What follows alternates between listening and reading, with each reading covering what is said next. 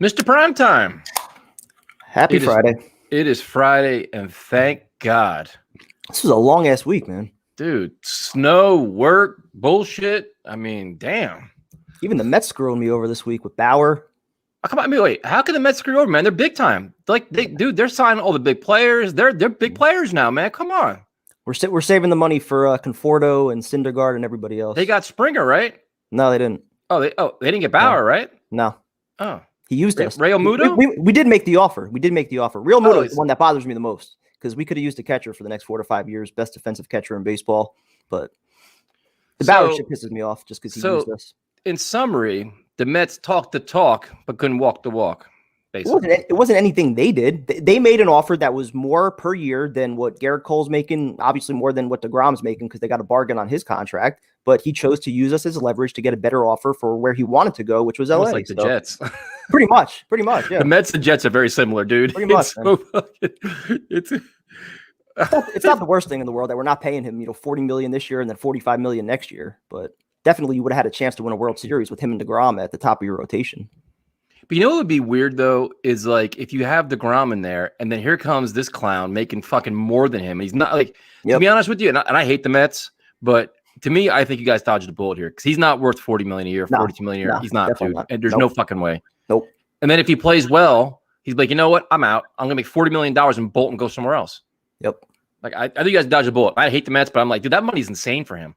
No, and we have a lot of impending free agents too. Like we want to pay Conforto. Syndergaard, I know he's coming off Tommy John, but if he has a big year when he comes back, Stroman's a free agent at the end of the year. So it's not that you want to put $45 million into one pitcher. So yeah, I'm shocked they even went that high, man. I mean, it's pretty crazy, dude. It's so. Yeah. I mean, you got some Mets news, you got all kinds of stuff going on. The snow's going away, but could be coming back. You got the Super Bowl on Sunday. Doesn't even feel like a Super Bowl week, dude. No, does it?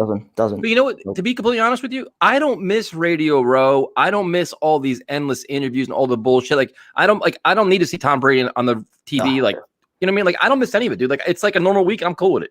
Doesn't bother me at all. No, most of the past decade, I've barely paid attention to it because it's just never fun for me, especially when Brady's in there. I don't need to listen to the same shit every year with him. So yeah, so I guess what we'll do is we will talk about the elephant in the room real quick. Might as well. Yep. Yeah, why not? Like, what else fuck we gonna do? I mean, but I'll say this, dude. Well, yeah, go ahead. If you come on our show, right, and you have 17 purple pillows behind you, we're gonna make fun of you.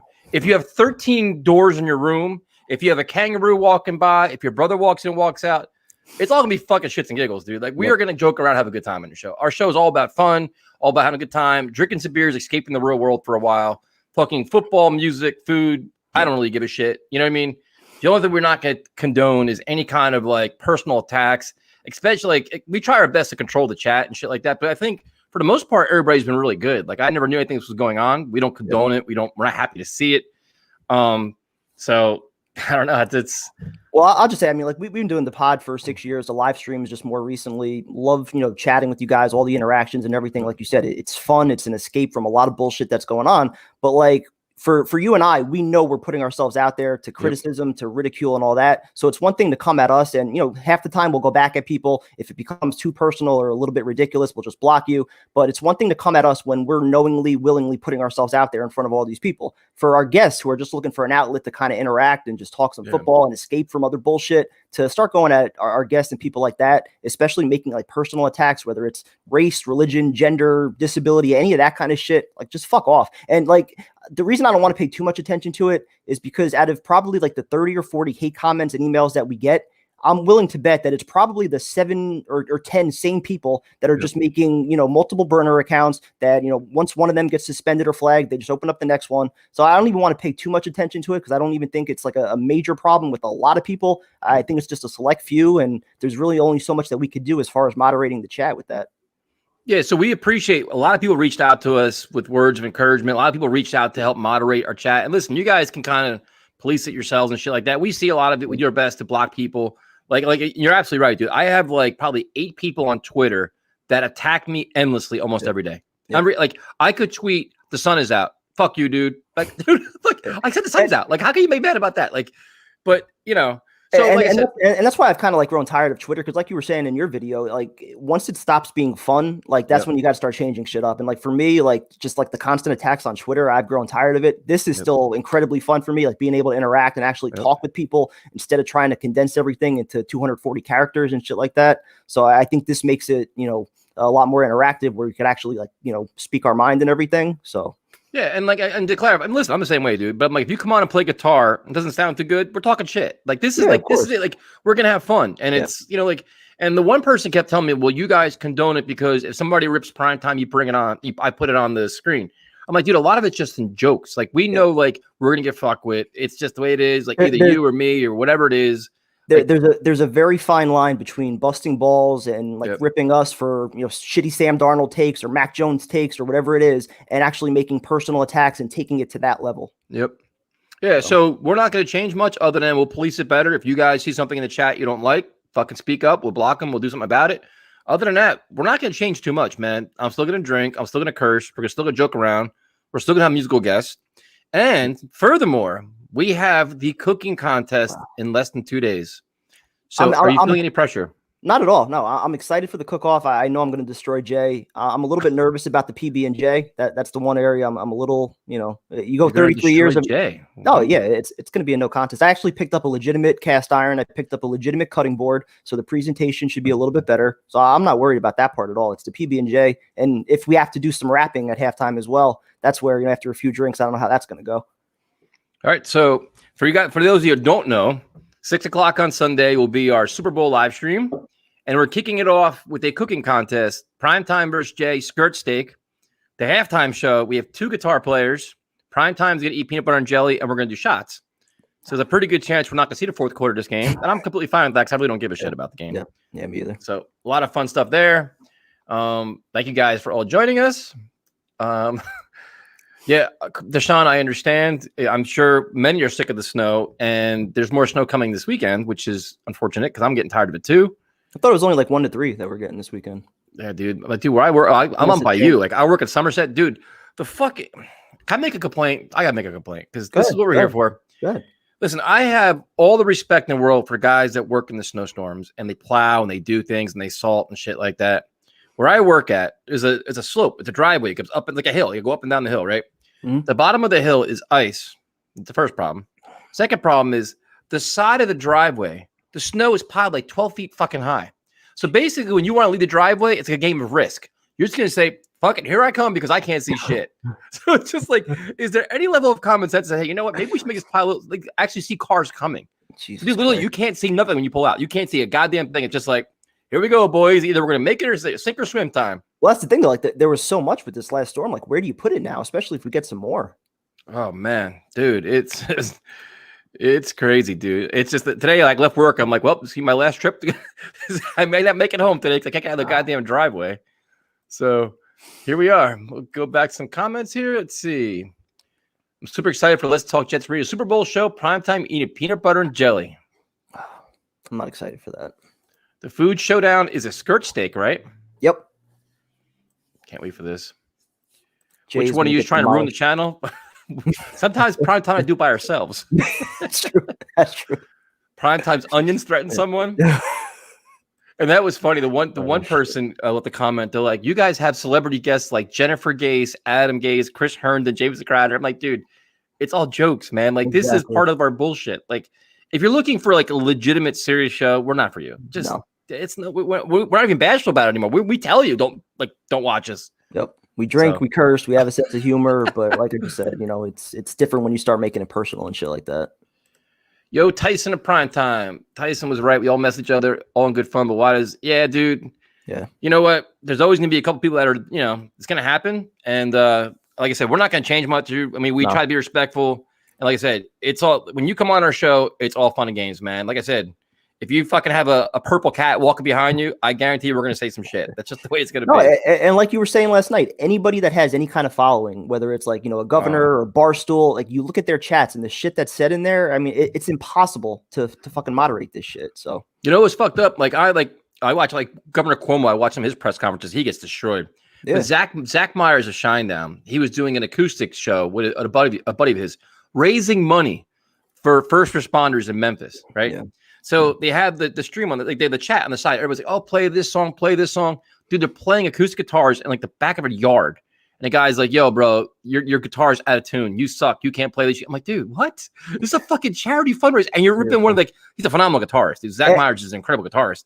And they're ripping him the shreds, dude. Like, you can't. So he goes back. He's like, bro, I'll teach you how to, like, it was just like. And I'm willing to bet the person that did that probably didn't even have, a picture up on their profile or some shit like that. That's usually, that's usually who it is. So. Yeah. So, listen, we addressed it, and that's it. We're not going to dwell on it. We're all going to move on. And we're going to have fun, man. Don't, keep enjoying yourselves, people. Primetime got a lot. What'd you get? I had about, I think, 28 inches or some shit like that. I had like 6 and then like a shitload of slush and ice and all this other bullshit. So what's up, Darren? The Kangaroos? Hey, Tyson, fuck you with your Mets slander. And now we're back. That's it. See, just like that, in a matter of, what are we in? Fucking 10 minutes in, we're already back. I will say it is pretty funny, though, how, like, last night everybody was all on, the Bauer train. We thought he was coming here. And then, the second that he announces he's going to the Dodgers, like, oh, fuck Trevor Bauer. We don't need him. We got DeGrom. That's kind of how Met fans operate. But he did get a ridiculous contract. So it gives us some freedom going forward. I just thought we had kind of turned that page where we weren't going to get outbid by anybody. But I still think this was more him just wanting to go to LA. What's up, Dylan? We're doing good, man. Here we got you got fights tomorrow night. You got the Super Bowl on Sunday. Can't wait, man. Excited for the fight tomorrow night. That's a good card. Right there, boy. There you go. Let's go. Let's do this shit. Tomorrow's looking great. Upset special. Dude, whenever people count him out, man, everybody, and he's a perfect example. He posts shit, or people will post shit like an inspirational thing, and there's like 30 trolls. Fuck you, should have retired 2 fights ago. I'm like, dude, like this, like social media there's for all the positives, there's so many negatives to it. I can understand that with like some fighters who talk a lot of shit, but like, when has Frankie Edgar ever done anything to have any kind of hate directed at him? He's been the underdog, undersized fighter for almost all of his career, and he's going to go to Hall of Fame on that. And he's won a title. I mean, dude, it's fucking insane. And he's in phenomenal shape, dude. He looks awesome. Yeah. What's up, Rob? Rob Ryan joining us. New shit. That's a new one. What's up, JC? What's up, dude? Primetime been working out. You looking buff? I put on some weight. Yeah, I've been lifting. Finally, must be that NJ MMA shirt you're rocking right there. That's what it is. It is a schmedium. I'll say that, but you're looking buff though. You look like your arms are sticking out. You got some guns going. Well, the thing is, when we started these live streams, I was down to like 155. I was in a terrible fucking spot. Like, with all the COVID going on, being locked down, like I wasn't lifting, I wasn't working out. I was running a little bit, but I was losing weight. Like I said, I was down to 155. So I'm finally starting to eat. I'm lifting a little bit. I'm up to 182. So I'm feeling good. I feel great. So here's a good question. Who is primetime Sam on the Mets? Who's your... So like somebody that I defend that you guys think aren't good? Yep. Probably Syndergaard. Maybe. Like there's some people that want to get rid of Syndergaard. They think he's just, like a fastball pitcher. He's been hurt a little bit, doing all the shirtless workouts and everything. I love Syndergaard though. Let's go Yankees. Yeah, Media Week. I don't miss Radio Row at all. I don't miss all these paid for interviews and all like the forced interviews where guys are pushing product and giving you bullshit stories. I mean, how many Jamal Adams interviews can you fucking listen to? That fraud.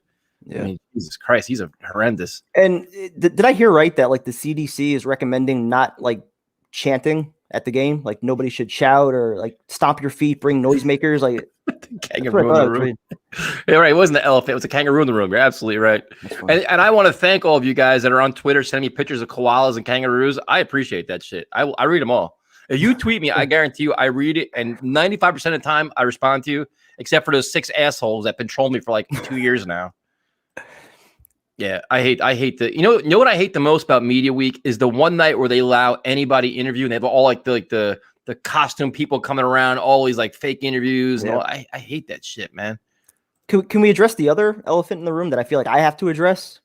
I mean, what could you possibly be talking about? Oh, you know what I'm talking about. Yeah, let's talk about it. The comments or the lack of support, I guess, for Sam Darnold, which I will say was kind of telling. I'm not going to lie. When you have it's impossible. When you have prominent players or quote unquote prominent players, rookies in Mims and an $8.5 million bust in Perriman that aren't really giving him a ringing endorsement, I think that says a little bit. But at the same time, like if I'm Joe Douglas, I'm like, all right, there's rumors that we can maybe get a late first round pick if they are legitimately trying to shop him. Why are you not defending him a little bit more? You're only bringing down his value. So I think that kind of sucks. And for Perriman, a guy who was ranked, I think, by PFF like 108th as far as wide receivers go. He had like 8 drops this year. For him to be talking shit's ridiculous. And even for Mims and Becton on social media, like, how many injuries did these guys fucking have? Like, who are they to be opening their fucking mouth? Like, is there any person on this team other than maybe like Marcus May? Is there anybody that has any right to talk shit about anybody else on this team for lack of performance, injuries, anything?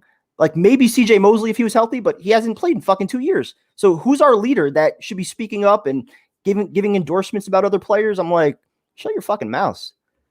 I mean, I just read it. I acknowledge it. Listen, man. No, you could address it. I'm not gonna get. I've committed to myself to not go down the Sam Darnold path anymore. I'm just gonna stay nice and calm because this is gonna be another month and a half of this shit at least. Yeah. So and now it's like every little jerk off in the world has a little story, a source, a leak, and it's like, oh, Deshaun Watson wore green sneakers today. That means he's going to be a Jet. Like, I'm over it, dude. Like, I'm so over it. And now Zach Wilson's going to be a Hall of Famer. So, I mean, I'm still not on that train. I am ready for the fights, Tony. I cannot wait. It's a very good card. I mean, I have 2 friends on it, but I mean, even Overeem's a good fight. There's Clay Guida's fighting, which is wild. Clay Guida's been in the UFC for like a gazillion years. I'm all on Michael Johnson on that fight. Yep. Yeah, I mean, Clay Guida's he's a tough dude, man. You watching the fight tonight? Jose Canseco, he's boxing. Yeah, well, they got Paige Van Zandt too fighting in the bare knuckle. So that's interesting too. You see, and it's so funny because the girl she's fighting, it was such a bad press conference. A weigh-in, she's pushing her and shit, and I'm like, dude, you're trying so hard to sell this. I want to see the Canseco fight. Though. I'm getting soft. I never get soft, dude. I can handle anybody's shit. Just leave our fucking guests alone. Bring it at me all day long, dude. I guarantee I'll win 90% of the battles. What's up, Kyle? I saw Kyle's comment before that grilled steaks are better than pan fried. He's completely wrong on that. Let's see. Tyson, saw your video today. All I can say is this is why we can't have nice things. We can have nice things, dude. We addressed it, and that's it, man. We're gonna go back to being our same old fucking selves. Yeah, nothing's changing. Just nothing's changing. So let's see what else we got here. Yeah, this has been a long week, man. Definitely a long week. Yeah. No, dude, and to be honest with you, I was shocked this all happened because I thought last week was a lot of I haven't laughed that hard in a long time when Jose came on. Everybody was so awesome, dude. Like that was we actually talked about it after. I'm like, dude, that was so cool. Yep. And this is even the best part. This is why I love this show so much, dude. So we get off the show. I'm like, oh, pretty cool. Jose messaged me. He thanked me for coming on. And then he's like, yo, bro, if Primetime ever needs some time off, I got you. And I'm like, you know what? I got you too, man. If Primetime wants to fucking just vanish for a little while, next man up. He's trying to replace me now? He's coming for you, dude. Wow. Dude, he wasn't even off the show. You already messaged me like, yo, dude, I got him. I'm like, see, I was chatting with him last night. Now I got to go back. I'm like, what the hell? Yeah, watch out, dude. Oh, man. He's gonna trying to butter me up so he can take my spot. Stick to football. Fuck that. I'm talking UFC. We're talking music. We're talking food. Let's see. Yeah, dude, you guys can keep. Listen, if somebody gets out of control, we'll see, or just point it out to us. We don't need to get all official and moderate and all this other shit. Appreciate it. Thank you, man. Appreciate that. We always get attacked, dude, because this is some of the shit. It's just funny, man. It's just the Sam Darnold stuff. They go after you. If you have a quarterback take, they go after you. The coach takes, they go after you. The worst time is draft time. Because everybody thinks they're fucking Mel Kiper or whoever else. Oh, he's not an expert. Bro, I watched the tape, man. Yep. I had to block somebody he's been going at me for years, and then finally, like, it just boiled over. It was like, I'm the expert. Check out my video. So I tried to watch his video. 1 minute in, he didn't say fucking anything. He was just rambling. So I'm like, dude, your takes are shit. And I mean, like, everybody thinks they're a fucking expert with this shit. Like, the draft is not a perfect science. You have the legitimate experts who watch film all day for a living that constantly get it wrong. So I'm going to listen to somebody that's a fan who watches some highlight tapes that think they fucking know. Get out of here. Yep. Now, dude, we don't care, man. We're good, dude. Like, I'm used to it. Listen, like Primetime said, man, I'm used to it. And I fire back as fast as they come at me. I go back at them. It's completely cool. Nick, don't worry about it. Everybody just be yourselves, dude. Everything's been fine. This was more about something that happened off the air. Like they were emailing somebody and sending like fucking threats and shit. And that's like, come at us all the time. Like we can. The guitar players are fine. They expect it as well, man. They know like you come on and play music. So if you guys want to crack jokes, crack all the jokes you want, man. We're cool. Everybody's fine. Not a problem. Where is Rose tonight? I miss her. I didn't want to hear her bullshit tonight. I'm ready for her too. Give a sense of normalcy again. Let's see here. But we're good. We don't need moderators. We're all good. Let's just be have some fun. Yeah, let's see. Anybody wants to come on? Everybody's scared to come on now, I guess, right? Because like, oh, what the fuck can we say? Say whatever the fuck you want. I'll start playing music if you want. Let's see. I agree. Let's all move on and get back to roasting primetime's cooking. That's fine. I could take it. I've got Overeem, Johnson, and Egger. Oof. Overeem, I don't know about. Overeem, I think Johnson wins because I think he'll beat Guida. I love Johnson in that fight. Overeem, I don't know. I mean, he's looked good his last couple of fights, though. If he gets fucking Volkov on the ground, I think it's over. But I think Volkov's going to keep some distance. You guys give me no airtime to store my life. You didn't fucking play, dude. We didn't give you no playing time either. That's Gase's fault. Jose can even cook better in prime time. That's probably true. I think that's this kid. Dude, I was laughing my ass off. I should have sent you the tweet. He's like, bro, he goes, I got you. I'm like, what? I'm like, this is great. Tyson prime time, whatever you do, keep challenging those Zach Wilson takes. Dude, it's so funny, man. Everybody is all over this kid. And then you see the Joe Theismann take? No, I didn't see it. Joe Theismann said he'd take him over Trevor Lawrence. Really? Yep. I think that's just people wanting to have a hot take. Wait, Joe Theismann, though? Yeah. I'm 100% Italian prime time. If you want to challenge me to a cook-off, another cook-off. Anytime. Dude, we got plenty of this offseason. Dude, we're one Sunday away from fucking no football for 9 months or 7 months. So if we're doing like an Italian cook-off, what is it, like scampi? We doing chicken marsala? Let me know. I can do it. Not like we can't. I'm not great at chicken parm. I'll acknowledge that, which is like the. All right, so Vinny, you gotta pick the meal. It's gotta be something that's not gonna take prime time an hour and a half to cook because I could do bolognese. I could do a mean bolognese. I'll do that. How long is that gonna take to cook? What the fuck? Doesn't take long. It takes like 10 minutes. You cook up some fucking chopped meat, you throw your sauce in it, and get your fucking pasta, and you're good. Favorite Linkin Park song? Oh fuck, dude, I got a lot of them, man. I like the angrier shit. I like their older, angrier stuff. Let's see.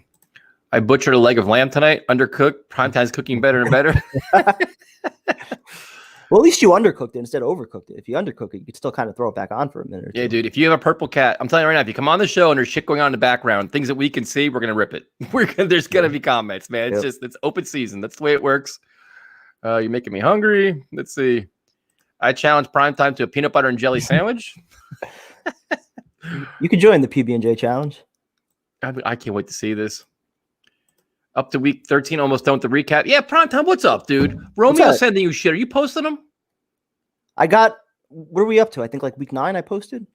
He sent you a bunch, dude. I saw him. Romeo's working his ass off, and you're holding down the process now. You're part of the fucking problem, too. No, I'm not. You're part of the problem, man. This is why Jose's going to take your job, dude. Hold on. Let me check the last one I posted. And you got to, yeah. Poor Romeo's like, dude, they're fucking ignoring me. Like, it ain't me, dude. Wait, hold on. Fucking Primetime doing it. I'm checking right now. Hold on.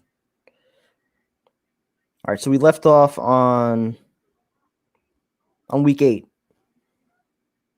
And I just saw that we have up to week 12. All right, so I will post that shit tonight, actually. So, Romeo, you can see what the problem is. We have a process in place, and there is a legitimate gap in the process, and you're looking at them. I will say, though, my phone like did some kind of update, and now the Instagram videos aren't coming in like fucked up. You've become just like Coach Gase, dude. Seriously. No. This is prior to this, I had to upload them onto a separate app so that they could fit on Instagram. Otherwise, like we're just zoomed in, you can't even see us. So my phone did some kind of update, and now I download them from Romeo, and now they actually fit. So it's a lot easier to post. Hey, Primetime, that shrimp scampi lesson looked delish. See? Thank you. See, somebody that appreciates it. Yeah. Appreciate that. I can't wait till this Sunday. I cannot fucking wait, dude. I am so excited about this. Jay is going down. Yes, I'm an enormous System of a Down fan. Enormous. And their new song they did for charity, it's fucking angry as hell. It's awesome. Absolutely awesome. They're raising money for an excellent cause, too. Let's see. I can't cook, just barbecue. Linkin Park, the whole Meteor. I like, dude, Hybrid Theory, dude. That's the one, man. And some of what's the hell is it? I'll have songs for you by Sunday. There's a bunch of them that are just angry that are just really good. What's up, Chris? Yep. Yeah, absolutely. Jose would have did it already. Probably right. Tyrone is actually going to I bribed him to get a camera for his or a headset for his laptop. So he's working on it now. Oh shit. Yeah. I gave him a bunch of shit. He doesn't need a headset though. He just uses his phone. Well, I wanted to make a sound, but you know what he's like? He's like, bro, he's like, I'm getting all the listeners. I'm like, dude, you do 2 hours a week. Shit. We do like 12 hours a week. I said, so what you should be doing is kissing me in Primetime's ass because we're giving you all the attention. Like we're bringing everybody here so you can fucking throw out your shitty takes. He's getting big time now. Yes. He's like, dude, look what I brought to the table. I'm like, dude, we're doing like 20 hours a week of live streams. Like your 2 hours is making us now. He's like, then I'll come on the YouTube channel. I'm like, dude, come on out. Come sit in the big waters out here. I don't know if he's ready for the live chat. There's Jose, already ready. Yeah, I'm not sure if Tyrone has a temperament for it, man. Yep. It's not easy in these YouTube streets. I will say he's come a long way since like the first couple shows that he was hosting. You know, he's starting to come prepared. He's bringing some notes with him. You could tell like he's picking it up. How is the snow outside your frat house? My frat house? I wish I still lived in a frat house. Snow is finally cleared for the most part, at least. Let's see if Primetime can handle a fluffernutter. I like fluff, man, but it's so goddamn sweet. All right, Primetime, are you ready for some music? Oh, wait, we got another question. Oh, Sunday. Pre-game, 6 o'clock, right? That when we're doing it? 6 o'clock. Yep. And then you versus Jay. I'm just going to sit back, drink, and enjoy the comments. Skirt steak challenge. We're bust, dude. We're completely busting Tyrone. But he was like, oh, dude, we're doing so great. I'm like, yeah, dude, we're putting a lot of time in that goddamn YouTube channel. Tyrone's better than all of us. Here we go. Until he starts waffling. And we call him out on it. Where's this what was the one that you caught him on Tuesday? It was great, dude. The golf tape, right? He's like, oh, yeah, they still have yeah, Hybrid Theory was legendary, man. Their songs are still relevant now from that. Yeah. Like Chevelle, very good. All right, we're going to go to our musical guest. Then we'll go back to the comments. If you guys want to join us, I will post a link because I've been slacking off with that because I'm just sitting here drinking. And this Vincent, what is up, my friend? Oh, what's up, dude? What kind of guitar you have tonight? I have my Epiphone acoustic. Are you ready for Sunday, man? Yeah, I got something. Oh, Prado, you want to grab yours? I can teach you 3 chords in 3 seconds. Oh shit! 3 chords in 3 seconds. That's a bold. We have to do one night. We have to do a primetime guitar lesson. Seriously, because I've had my guitar for like 5 years and I don't know how to play shit on it. Well, I can show you. You can pick it. If you want to pick it up, I can teach you 3 chords right now. I won't be able to learn it. I'll tell you that right now because I've literally watched every single tutorial that's out there, and I have not learned how to play it. I can teach you this. I'm not like musically inclined. Like my fingers. All right, I can teach you in 3. It's a song called "Dominoes" by Sid Barrett. So it's very simple. Just here, I'll zoom in. I'm not like my fingers don't like. All right. Okay, so it's from the bottom. It's the first chord is just this shape, so it's the. I don't know like chord, like I don't know anything. Yeah, I'll just play it first, and I'll show you the.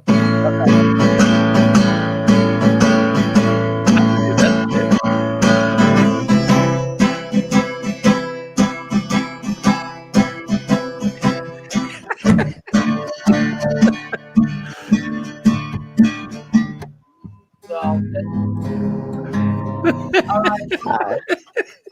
All right, so here. I'm not even going to try. I'm going to stick to rapping at halftime. All right, that's too hard. It's honestly not hard. It's literally you'll learn it in under 5 minutes. I guarantee you that. I guarantee you I won't. So what we got to do is we got to do a primetime guitar lesson show where you just that would be brutal. Oh no, that would. But I'll just play something else. I'll just play the solo from House of the Rising Sun. I bought the guitar thinking it would be easy to learn, and I'm telling you, I've watched so many tutorials out there. I don't grasp it. Oh, you know what you I'm not able to like move my fingers like fast enough to switch, I can't. It's not hard. It's literally just you put your finger. Okay, so the second string from the bottom and the. Yeah, but then you have to move it as you're changing chords. I can't like adjust from one to the next. It's such a slow song that you could just pick it up. I couldn't play the guitar. I am terrible. I am god awful. I picked this song up in like 3 minutes. But here, I'll just play something else. I did I'm wondering, I think, like, the first chord is Under the Bridge.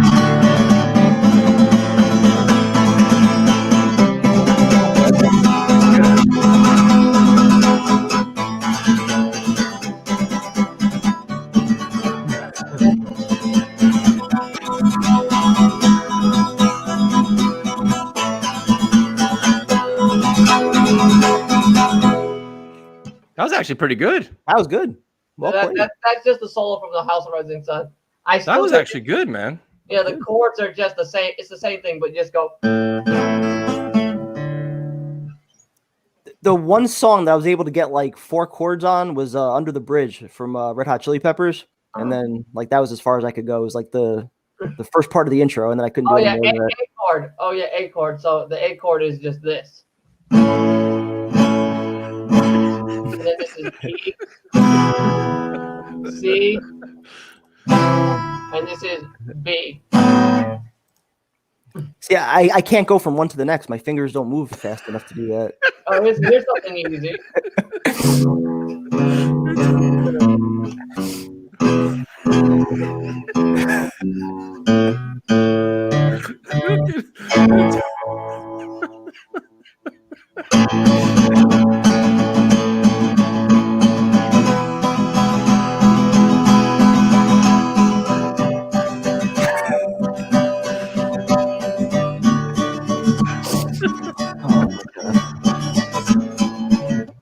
Seriously, it's tuned. I just tuned it. Oh my god, that was pretty good though. Well played, man. That was pretty good. So Vincent, the question for you is, what is going to be your song on Sunday that you're going to play for us? I really don't know. I don't have a lot of songs in my category. Bro, this is your big spot. It's a halftime show. You're not prepared for this. It's got to be acoustic. You play acoustic very well. So as my eyes are tearing. Well, like I said, the only song I probably play you like on acoustic I know from start to finish is the Dominoes one, which is just. Yeah, I did better than that. Not bad.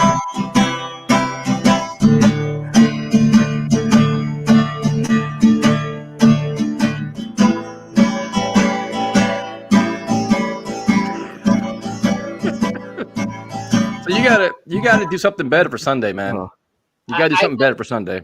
I told you I'm rubbish on the guitar. Dude, you have your big halftime show, man. You're a featured guest. I have a friend who can play Maggot Brain blindfolded. I don't care about that. We want you to play something. We've invited you. Now you can't back out now. Expectations are pretty high for halftime, man. We're gonna have a lot of people on here. Then I choke worse than the Falcons, so it's probably not a good idea. Are you backing out now? Is that what you're telling us? I don't really have anything. Like I thought That's why I told you I'm ready with some halftime entertainment. If you guys need it, I'm ready to spit some bars. So be prepared in case the guitar. Vincent, thank you for joining us, man. We appreciate it. All right. Have a good night, man. I think he's backing out, dude. I think that's what he's That's doing. what it sounded like. I'm disappointed, actually. He was very confident. I think when Elias joined us, I think he got a little intimidated. And it's good to see that our chat is back to normal. Oh. It's just, oh my god. We could just do play YouTube tutorials on Sunday. Could do that. All right, It so won't help me at all, though. we got Tim. What's up, man? Hey guys, How you doing? fantastic. Hey Prime, how you doing, my bro? Good, man. How are you? Been watching a lot of Knicks and Nets games on TV lately, a ton. Knicks aren't looking too bad. I like the way Barrett's been developing. Yeah, I'm calling them our big three: RJ, Quickly, and Mitch Robinson. Love those three. Love those three kids. And they're actually coached well now, finally. Yeah, Thibodeau. And then as far as the Nets are concerned, like I can't believe, like still in complete shock that like Harden, Durant, and Kyrie are all on the same team in Brooklyn. Like I still can't believe that. You know what I mean, though? No, I completely understand, man. But anyway, I have good news. You're giving us a basketball. No, I had another epiphany. Oh shit! Oh no. Here we go. Hold on. I better drink for this first. Hold on a second. Get ready. You're gonna need it. I'm not ready. God help us. It's good news. Prime, I promise you, it's good news. Go ahead. Playoffs 2 years, championship in 4 years. Oh, stop it, man. Here and this is why. What are we doing This here? is why. I've identified. I have my notes. I've identified who are the building blocks. Who are the championship building blocks that we have right now?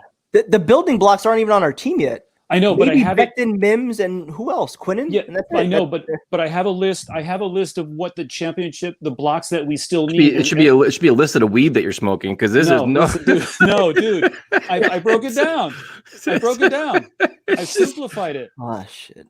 I've simplified this. Is it like a schematic with like if then statements and diagrams and shit? We need an elite place kicker. We need an elite punter. We need a quarterback. Hold on. What? You started with the kicker and the punter. That's what I want to have it. Yeah, because I want to have an elite. We just drafted one. Oh, okay. Yeah. Well, good. Thank God, because we need one. We need an elite one. That's what you need to win championships. No, if you have an elite offense, you're not punting the ball. Elite punters don't win you championships. Yeah, they do. Yeah, when in that off chance you're forced to punt, and then you have to kick it within the 3-yard line. The guys to get down there fall on it. What? But we need a quarterback. So in that order, we need kicker, punter, quarterback.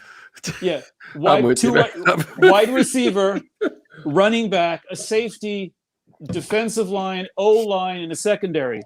Just that? But that's it? Yeah, that's it. But JD,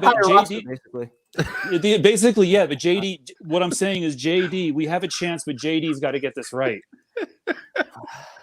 JD's got to get this right. You know what I mean, though? Oh, he's got to get it right. I mean, it's a long list. Listen, I agree with you. He's got to get it right. But like you just said, we need everything. We need multiple receivers, O-line, corners, edge rushers. Those are all your premium positions. And we might even need a quarterback too. Well, that's what I'm saying. That's what I'm saying. A 4-year window. It's not going to happen overnight. So let's see Douglas actually get some of those pieces. Let's actually make the playoffs before we start saying, all right, we're going to win a championship. We got a long way to go before we're catching the Bills, the Chiefs, and all these other teams in the AFC right now. But don't you think 2 years in the playoffs in 2 years is reasonable? I think so. But with all the cap space we have, actually going to do with the cap space? We had this cap space a couple of years ago, and look what we did with it. Well, we got to get it. We got to get the right quarterback. Bottom line. Yep. But did you see Trevor got a little labrum procedure? Oh, did he? Didn't see that. He's still good number 1 though. What if he drops to 2? Stop it. What are you, Joe Theismann now? Now the Jaguars are going to take Zach Wilson over Trevor Lawrence. The only reason why Urban Meyer came back was for Trevor Lawrence. Jeez. Well, anyway, that's all I got right now. Tim, have a good night, man. Thanks for joining us. My pleasure. See you guys soon. Yes, good talking to you, man. Okay, bye. Oh, it's never good when you start out with kicker and punter, man. Dr. Phil joining us? What are these dates? This guy. Oh, my goodness. I can't even wrap my mind around talking about a championship until we see some building blocks in place and until we see them actually have like a 500 season, make the playoffs, something like that. Like we have such a long way to go. We don't know what this roster is going to look like in a year or two from now. All right. So we're going to go to Kieran. What's up, man? Go on, boys.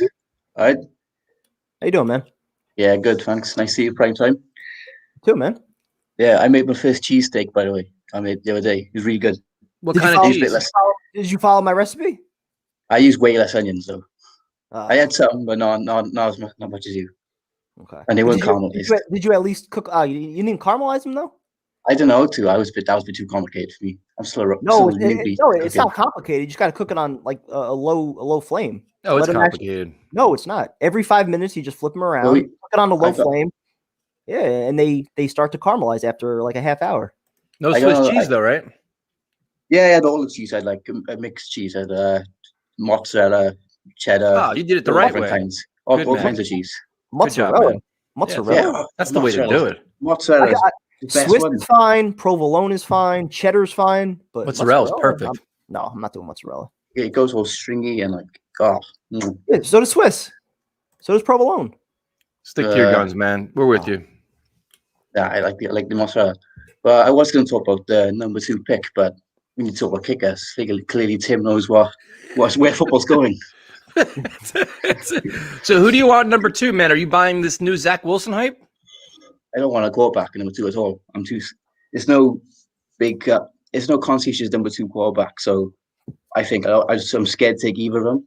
Okay. So I think we're better off just like take what you can get from the trade and How far down are you willing to move in a trade? see what the better team from that. I think, yeah, that's my personal opinion at the moment. I'm not like sold on any quarterback. Maybe Kyle Trask in a later rounds we could like develop him. Are you sold on Darnold? Ish. I'd like to see him get another run out, but I'm not going to be too upset if we. I need another round. If we don't stick with him, but I do like Darnold though. I can't. It's unfair to release him off the gates 2 years. So I completely agree with that. Completely agree. yeah. So what time is it right now there where you're at? 20 to 3 in the morning, but I'm What practicing. the hell are you doing up right now? I've got a long weekend. I'm up Sunday anyway, so I've got nothing else to do. All the pubs are shut. There you go. That's true too. So might as well stay up and just hang out with us. I don't blame you. I cut my own hair today. Like, You cut your own hair? Yeah, there's nothing. You should have filmed. You should have did it live with us, dude. We could have watched you do it. Bro, Might as well it took, do that. You could be in our halftime show. You're cutting your own hair. it took an hour and a half. But I don't know if you want after an hour. How the hell did you do it? How would you like a mirror behind you? How did you do the back of your head? Yeah, literally, I had like a stack of toilet roll.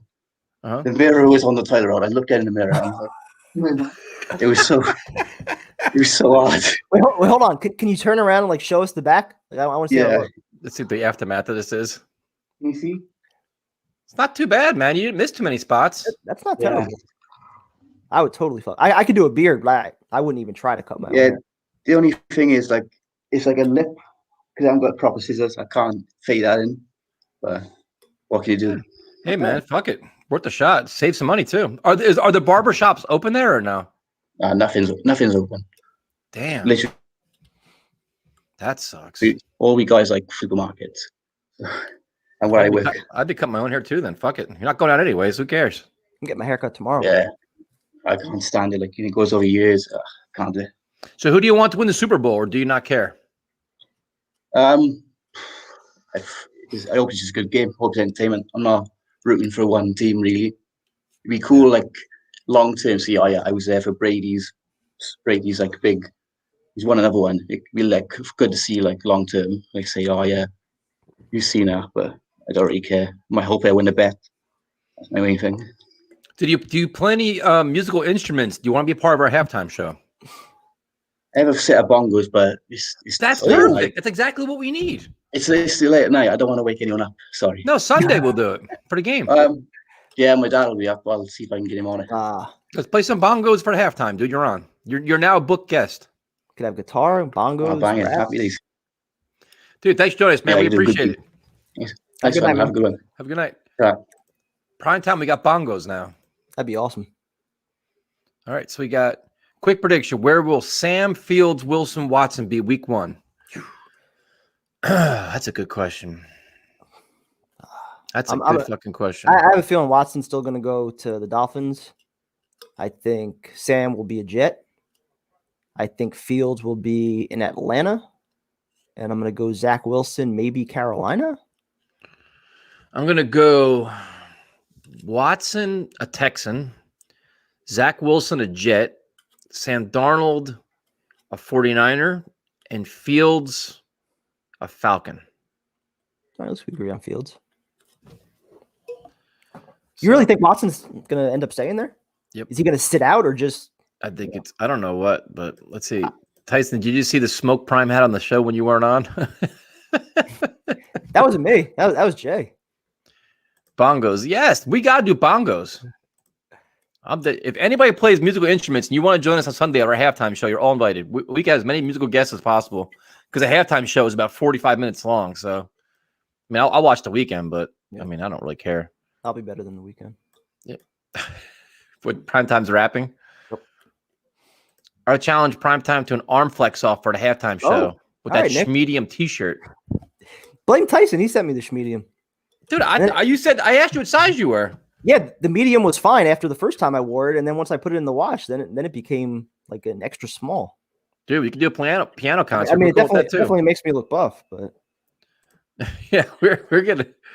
Let's see what we got here. We'll go to our next guest, our favorite member from Australia. What's up, man? Hey boys, how's it going? How you doing? Hey, what's up, man? All right, my horses are in the way of my tractor, so I thought I'd stop and give you a chat about some stuff. Thought everybody kangaroos back there? Not today. Not today.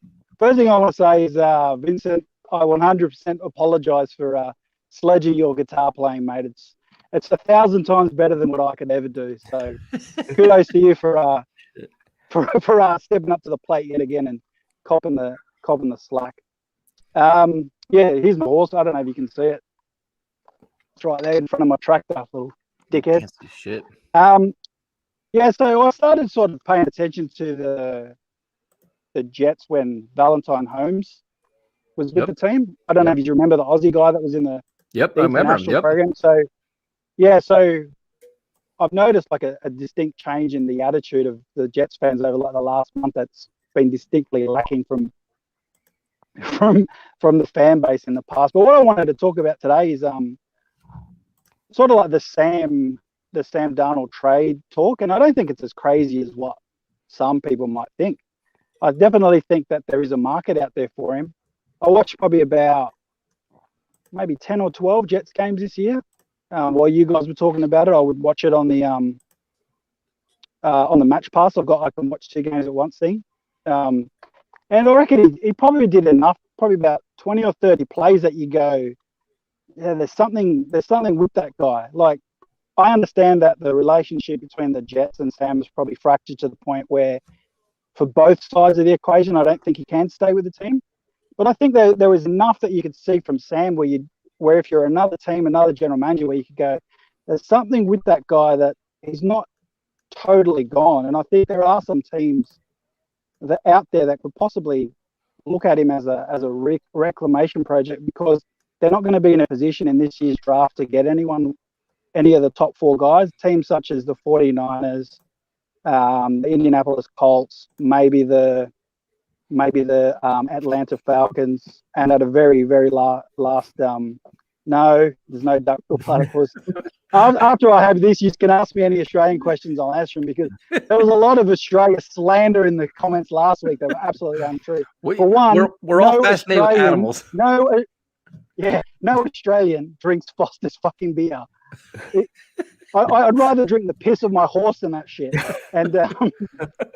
And anyway, yeah. So I think there really is a market. It might be a quiet market, but I think there is a market for Sam out there. And the reason I wanted to talk about that is I just wanted to ask you guys whether you think that that's a reality, and if so, what would you guys want to see as far as compensation goes for a Sam trade? Oh, and also the Texans, if that trade was to come up, I reckon the Texans take Sam as well. So No, I think Sam Darnold's value is a 2nd-round pick. Like there was a rumor of like a late 1st rounder. I still don't see it. I think it's a 2nd-round pick. I'd be ecstatic with that, to be honest with you. But prime time, what do you think? Yeah, I would hope for a late 1st rounder, but if you're getting a 2nd rounder, I would want something else. Whether it's like a conditional pick the following year, if they end up signing Darnold to an extension, I think that would make sense. Kind of how the Leonard Williams trade worked out. But if at the same time, if you also have like all these teams that are contacting the Jets and you actually have a market for Darnold, you wonder, like, can that relationship be repaired? You think it's fractured. I wonder if it was more like Darnold and Gase, or is it more Darnold and Douglas? Like, is it really a fractured relationship? How did the guys in the locker room perceive him? I know this stuff. Oh, the horse. I see the horse. Oh shit. I just saw it in the background. Yeah, I know. Like, it looks like he's in the KKK. Whoops, sorry. Did I say that out loud? Yeah, sorry. Sorry, Kev.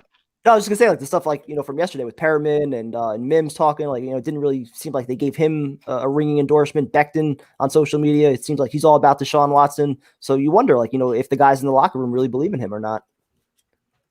Yeah, that's why I was sort of saying before that the relationship's like gone past. And I heard what you said at the start about that exact thing when you were talking about Perriman and Mims and stuff. And I think when that sort of happens for both parties, I think it's just better to move on. And I agree with you, Tyson, that a 2nd-round pick is probably, if you could get that, I'd be frothing about that. I think that's the way to go. Yes, so to answer some of the questions in the chat, yes, there's a lot of fucking spiders in this country. If you come to my house at night time, there's about 400 million of them out there. Ugh. Most of them are like, the dangerous ones are the small fuckers though that can really dominate you, but they're not worse. And we've got like, 8 of the world's 10 most venomous snakes, but you don't never see them. Like, people seem to think that out here in Australia we live in this. There's more dangerous animals in Australia in America that can axe you, like the police. But that's just a different take. Just joking, chat. Settle down. I'm only joking. Men at work, mate. They're like 40 years old. No, they're not even around anymore. Good band though. Good band. I was saying Kangaroo. Who the fuck's Kangaroo Jack? I could go, but my take for the Super Bowl is I think it's sort of like you're going to see history on both sides, aren't you? If the Bucks win, they've won the first Super Bowl in a long time. Brady gets his 7th, blah blah blah. But then on the other side, you get the 2 in a row for the Chiefs. That hasn't been done. Well, the Bucks be a home team too, a home team playing in the Super Bowl at home. That. So, yep. So from a neutral observer, I'm sort of like, and I was thinking this morning. For some reason, for like 10 years, because I followed the NFL since I was about 12, so about 30 odd years from here in Australia. So I've got a long history. Yeah, okay, so I'll get my gun and shoot you, and then I'll have you for dinner, mate. I had this like, I don't know why I figured it out this year. Like, why did I hate Tom Brady? For some reason, I hated him, and then I was like, there's absolutely no reason to hate the bloke. Like, he's done nothing to me. I don't know him personally, obviously, and just because he's a good player, and I don't know. Is it the same thing for you guys? Like, do you guys have like a irrational hate for Tom Brady? He's probably one of the all-time greats to ever play the game. Other than that, I mean, I hate him because he's a Patriot, but he beat the Jets for 20 years. But I mean, he's going to be a legendary figure. Like 10, 15 years from now, everybody's like, "Oh my God, he's one of the best to ever play walk on the field." Yeah, I think we all respect him. But I don't think the hate is like irrational towards him. I mean, any quarterback that dominates your division for 20 years, you're going to develop some kind of hatred towards. Yeah, maybe I'm just weird. Like I try and like respect. Fucking what are they doing? Anyway, I try and respect the talent of the play. Like, for example, so for the Browns, like obviously you got Lamar Jackson, Joe Burrow in the division now, and I appreciate them for just how good they are. I don't hate them just because they're freaking good players. But I'm a weirdo. I obviously don't have the like you guys have been born into the Jets culture. You love the Jets since you were young, and you've got this rivalry, hatred for teams and players like Tyson just said with Brady because he beat the Jets so many times. I don't have that because I only just started supporting the Browns about 5 years ago. So I don't have that. But the biggest spider I've seen, there's one on my door the other day that was probably about as big as my head. Oh, fuck that. Legs, I fucking move out. Legs and body. But it was only a huntsman. So it was only a huntsman. It was sweet. So my other house I used to live at, like before we had like a bad redback issue where they were fucking everywhere, those buses, mate. They go like, that big, and if they get you, you're off the hospital with those ones. Especially my little kids like running around. That was the worst one. The tractor. Just want to see my tractor. They all want to see the tractor. It's just a shitty old John Deere. I'm like we're so easily distracted, man. With this fucking our sense of attention's awful. Okay. We see the horse. Oh shit, we see the horse now. No, that's a tractor, man. I don't see the white thing behind you is a horse, isn't it? Oh yeah, that's true. That is a horse. It's a fucking casual. This is my. It's just a horse. Yeah, this is my place. So yeah, there's a horse. This is my dam right behind me. Like 5 million liters. The dam. So you got to fucking see. You got all this property. We have to have a party at your house, man. We have a big party at your house. Mate, you're all welcome. You're all welcome. We'll bring the whole chat with us. What can go wrong? None of you blokes can come to our country though, because you're all COVID ridden. Damn, that's just fucked up. There's no COVID in this country, mate. We don't. What's your horse's name? Bringing that shit here. I got Buzz and Herbie. Buzz and Herbie? Yeah, there's two of them up there. If I saw some well, they were like rescue. My missus rescued them, so they were already named. I would obviously have called my horses like freaking Tyson and Kevin, or something noble like that. Such noble and generous names like that. But because I already named, actually I'll rename it Tyson. Come here. He's just looking at me like I'm fucking stupid. Kevin. Oh, he's trying to cook some sort of fucking random shit over there with grass. He can only make grass though. I don't know what's. Yeah, don't bring the COVID here, but everyone, like our country flipped out because we had one case the other day, and they sent everybody into lockdown for a week. It was absolutely ruthless. We don't fuck around over here. And speaking of that, it's really, I really want to say to you guys that the charity work and stuff that you do is so good to see that, because our countries have obviously had a different response, and your country, unfortunately, is going through it a lot worse than ours was, knock on wood, and ever did. And I just think it's great that you guys use the platform that you have to help everybody, help out people where you can. And I just want to say thank you guys for that. Even though I'm not an American citizen or whatever, I do try and help out like other places, because America helped out here when the bushfires were a couple years ago. We had bad bushfires, and you can come to Sean. I got a tree for you. Got no leaves on it though, so you might die. But I got it. Yeah, you and Salah. Although I might try and eat him later. Darren, thanks for joining us, man. We appreciate it. I'll see you guys later. Have a good week. I'll see you tomorrow. Super Bowl. Yes, sir. All right, and so you guys wondering, we're also going to be doing a big fundraiser too, right before the draft too. We have a pretty cool idea for the draft when it's coming up. So raise more money for Marty Lyons Foundation and everything else. And real quick, tomorrow Barstool is doing like a 5K marathon. There's shirts posted on their website. I ordered one, so anybody just, if you can, if it's not enough snow, or at least if it's like been plowed by you, try and get out, run a 5K. Order some shit, help out the small businesses that they're helping out. That. So. It's only 5K. Yeah. What do you do? Time yourself? Yeah, you download the app. It's called what is it? Just Move. So I can just move. Yeah, figured good reason to get out. Okay, so hang in there, Nick. It's okay, man. Oh shit, we're gonna go to Phoenix. What's up, man? Gentlemen, how you doing? Gentlemen, where the hell they at? No gentlemen here. How you doing, you guys tonight? Happy Friday. Thank God, man. Cheers. Yeah, you're drinking coffee? Yep. God help you. I have my coffee here. Haven't been drinking. Where are you at right now? You're in Phoenix? I'm in my apartment out by LaGuardia. You're drinking coffee this time of night? Dude, I wouldn't sleep till fucking Sunday. I have no problem with it, actually. I can drink this up to about midnight and I'm fine. Not me, dude. I wish. Yeah. That's crazy. So you've had two Australians on who like American football, and now you've got an American who loves Australian football. I love Australian football. It's fun. Yeah. It's fun to watch. I don't understand the rules, but it's so violent, though. It's awesome. I'm getting there. I'm getting there. This is my third year being a fan of the Cats. So I think this is the year we take the flag. There you go. You and Darren debate about it. Who's his team? He actually sent it to us. I have it. I can tell. Hold on. I can have it. Hold on. I know what that is. I can answer that question. It is. Fuck that. I think I deleted it. Shit. See, I don't know any teams. I just know the players, like Hayden Smith, who became a Jet, Valentine Holmes. Like I don't know any teams out there. Maybe I don't have it. I thought I had it. So he sent it. He was going to send us a jersey, and I'm like, don't worry about it. Because we asked for a koala and a kangaroo, and apparently that's not possible to do. Then he was going to send us a really cool stuffed animal, and Primetime said no. I don't know what the fuck Primetime said no. Wait. When did I say no? I thought you said no because of the shipping cost.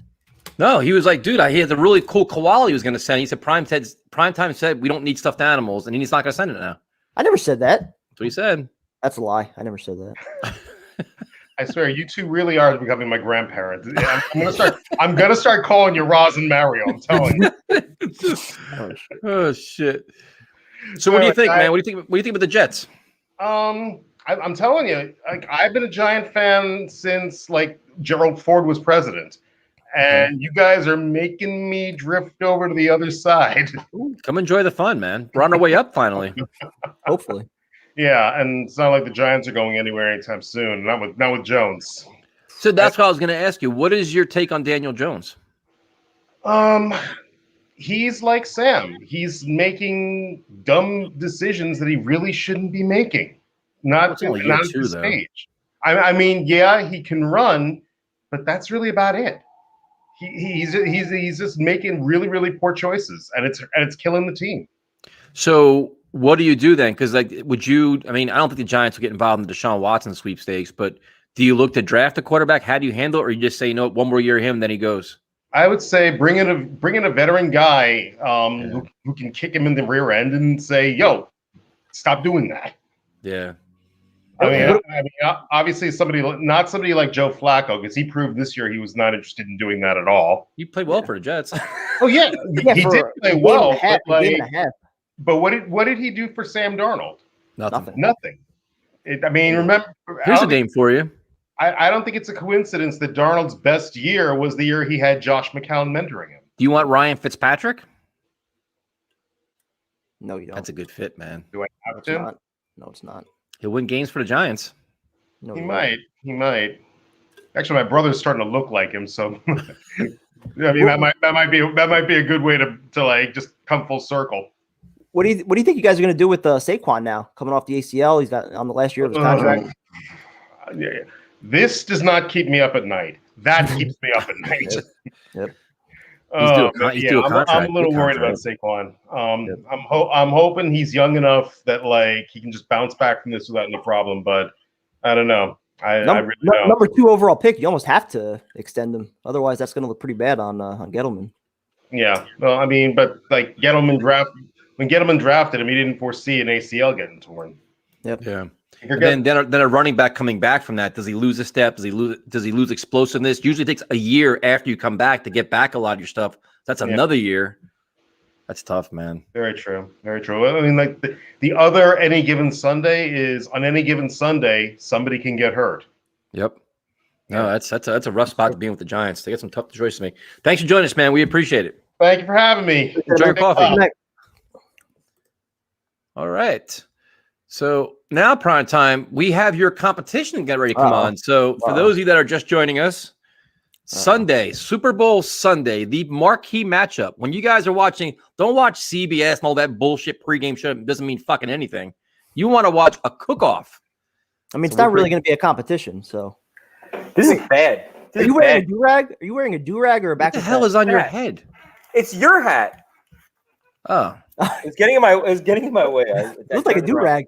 Did I was like, damn, he's got a skull cap on or some shit. I'm trying to support my boy, man. This is fucking crazy. Yeah, supporting it by turning the logo the other way. Yeah, it's not really supporting. It's kind of insulting us. Like, I ain't going to show your logo. Fuck that thing.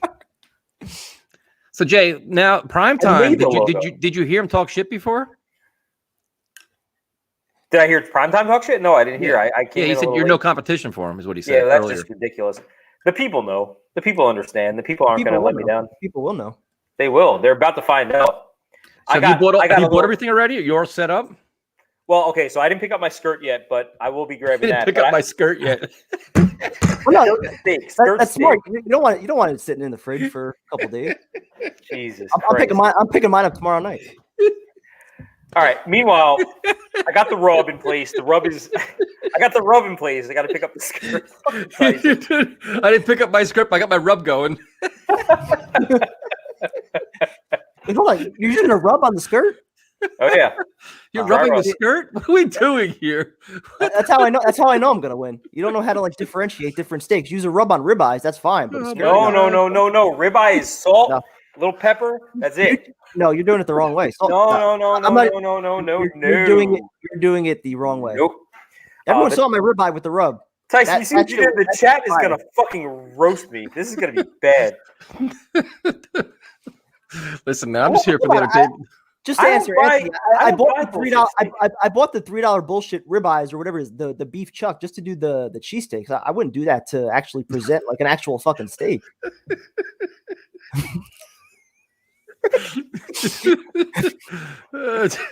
I know. This is so bad.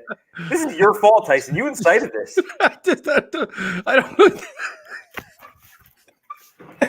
You want to get a fucking cheeses? Out of spite to your chat, I'm about to eat a whole fucking box of cheeses. I just picked up a box of those too. I'm gonna eat a whole box. This show is sponsored by Cheez-Its Extra Toasty.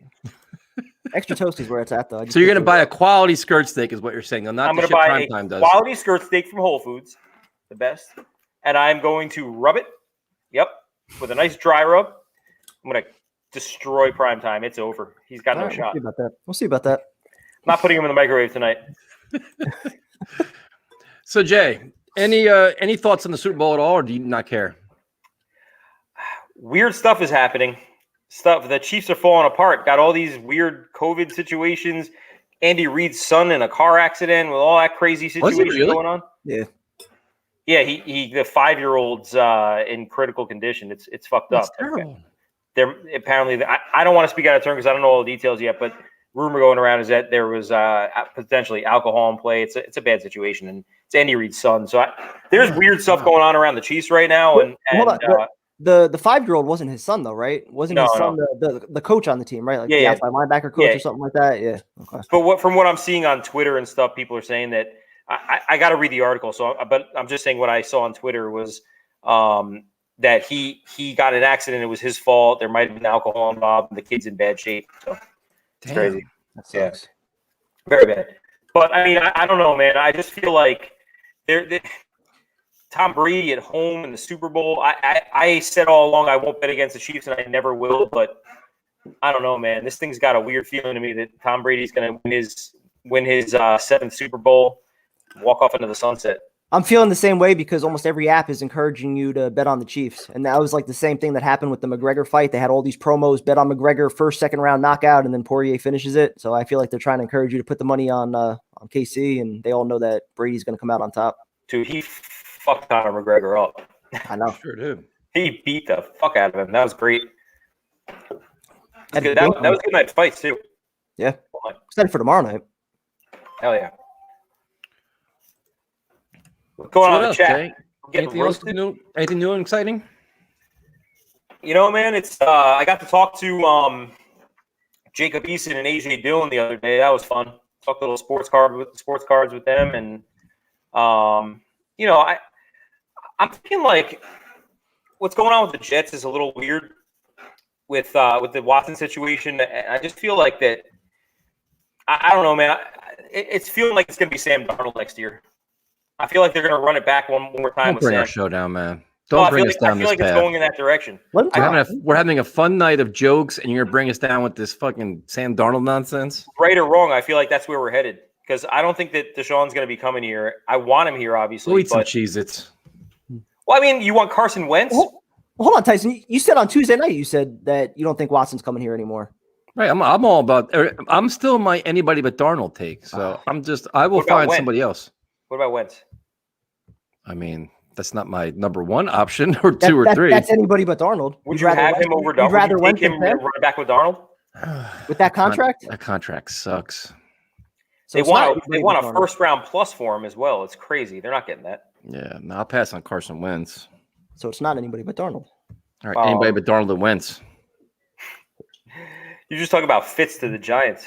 Oh my God! I'm just trying to create creative ideas. Maybe you wanted the veteran backup to push Daniel Jones. Who better than do that? I mean, if you want Daniel Jones' career to be over, you'll bring in Ryan Fitzpatrick because he'll come in and he'll take that job. There's an interesting take right here. Let's see what your think is. Jay, as long as you properly season your steak, the chat will automatically see you as the winner. It's a fair point, but I'm going to destroy him regardless because nobody cooks a skirt steak like me, and it's going to be he's in big trouble. Big trouble. Prime time, your thoughts. You know how I cook my skirt, so that's just it's not even gonna be close, dude. Not even gonna be close. And you're doing it on the grill too. So I'm just waiting for the flare up, the flame to get out of control. You're gonna lose control. Flaming hot charcoal. I'm getting a couple bags of charcoal. I'm gonna get that shit hot, and we're gonna sear the outside of it with the rub on there. Oh, dude, the people are gonna understand. This is not even a con. I got to figure if I was setting the odds, I'm about a minus 1450 right now. Oh, that's shit. Crazy. That's crazy. That's how confident I am. I feel like it would take a minor miracle. Like I can't even imagine like what would have to happen for you to beat me in this steak battle. It's not happening. I'm a little disappointed that. See, now your arrogance is actually kind of inspiring people to root for primetime. I know. I love it. I still don't trust the chat to pick the real winner because they don't like my cooking anyway. I'll be objective. I'll just call it like I see it. That's crazy. I can't. This whole Andy Reid sign. I had no idea. I haven't. Oh, Jay, I have a question for you. What are your thoughts on Trevor Bauer? It's funny because I was talking so much shit earlier today when I was assuming we were getting him that we had the best pitching staff in baseball, and then we didn't get him, and I was like, "Fuck fuck Bauer. I don't give a shit. We're gonna be fine anyway." So it's like the money's ridiculous. It's a lot. Dude. It's a lot of money. But then I was thinking, like, Stevie Cohen's like just doesn't give a shit about money. He just wants to buy a good rotation. Now we're all of a sudden we're the Yankees. So, but it didn't happen. I'm not going to cry about it. I'll tell you that. I would have been happy if we got him, but I'm not going to cry about it. It's not like I think it would have been one thing if we didn't give him an offer, but it seemed like our offer was right there with the Dodgers. They just, he wanted to go to LA and he kind of used us to get a better offer from them. No. Yep. Mega Vegan is giving me lectures on how to cook a steak. It's just the. I do have to clean up my kitchen. Yeah, prime times. I haven't even done a prime time class in forever, and he needs a kitchen cleansing for sure. He does. Look at this glorious kitchen I have back here. You're gonna trust that guy with this guy? Doesn't mean I can't cook. My kitchen. That guy with his which is all the more reason to put your money on me because I'm working with less here, and I'm still putting together great steaks. No, you got no shot. I got my legitimate cast iron and a real cutting board now, and I bought a cleaver too. All right, Jay, we have another special guest we got to bring on. So thank you for joining us. We're looking forward to Sunday at 6:00. Yo, I had fun with everybody in the chat on our betting show. We got to do another one of those soon, Kev. What betting show? We won't hold up. Yeah, dude, people are so pissed. Like we're waiting for the betting information. There's none of it. I tried every time I tried. Like we got redirected. Like, well, no, like there were player props to talk about, same game parlays. Like I had all my notes ready. It was so funny because like. He hasn't made a betting video in like fucking 2 months, and we announced a betting video, and there's still no betting video. I tried, man. There were several occasions I tried to redirect. So we can't get sponsored. We can't even get a fucking show right at this point. We got comments ridiculous. Directed at Alex and her following, and her name being spelled wrong. So you put the three of us together, and it goes off the rails sometimes, but it's a good crew. We had a fun time. Got to do it again, Jay. We will talk to you on Sunday. I can't wait. What time should I be jumping in this? What we're doing? 6:00, dude. We're doing 6:00. Do you want to do a pregame cook, or are we doing a half? Yeah, we're doing a pre. You're kicking off our. You're the intro to our Super Bowl show. I'm into it. That's good because I want to get the steak ready so we can, it's gonna be a long night eating. Yo, I'm quarantined. I was in Dallas, for the weekend, this past weekend, and it was a zoo out there as far as like nobody was wearing masks, and I was in this convention center with like thousands of people. And like half of them are just walking around no masks on. So I am locked down in my apartment right now for the next 10 days. Well, for the next 5 days after this. Cooking is about the only thing that I'm going to have during this game. I'm going to be watching the Super Bowl alone. So your skirt's going to have COVID. Yeah, it might. We'll talk to you on Sunday, man. Kevin, your skirt's going to give everyone who eats it COVID, man. That's how terrible your cooking is. We'll see. Talk to you later. Bring that same energy on Sunday. Talk to you later, guys. We are going to go to our Alistair, who was a big hit last week. What's up, man? How we doing, guys? What's up, man? How you doing? Yeah, not too bad. What you guys drinking tonight? Is it the Trulies again? I'm on Truly Mango Lemonade. My Bud Seltzer lemonade. I'm on Glasgow's finest Tennant's Lager. That sounds good. It's not. It's horrifying, but it's ours, so we like it. So why the hell are you drinking it? I also have this if I need it. It's because it's ours. We drink it because it's ours. It's brewed like 2 minutes from my house. So no shit. Well, yeah, so that's why we drink it. But I've got another take on the Jets. Having thought about it for a week, I've got another take on what we should do.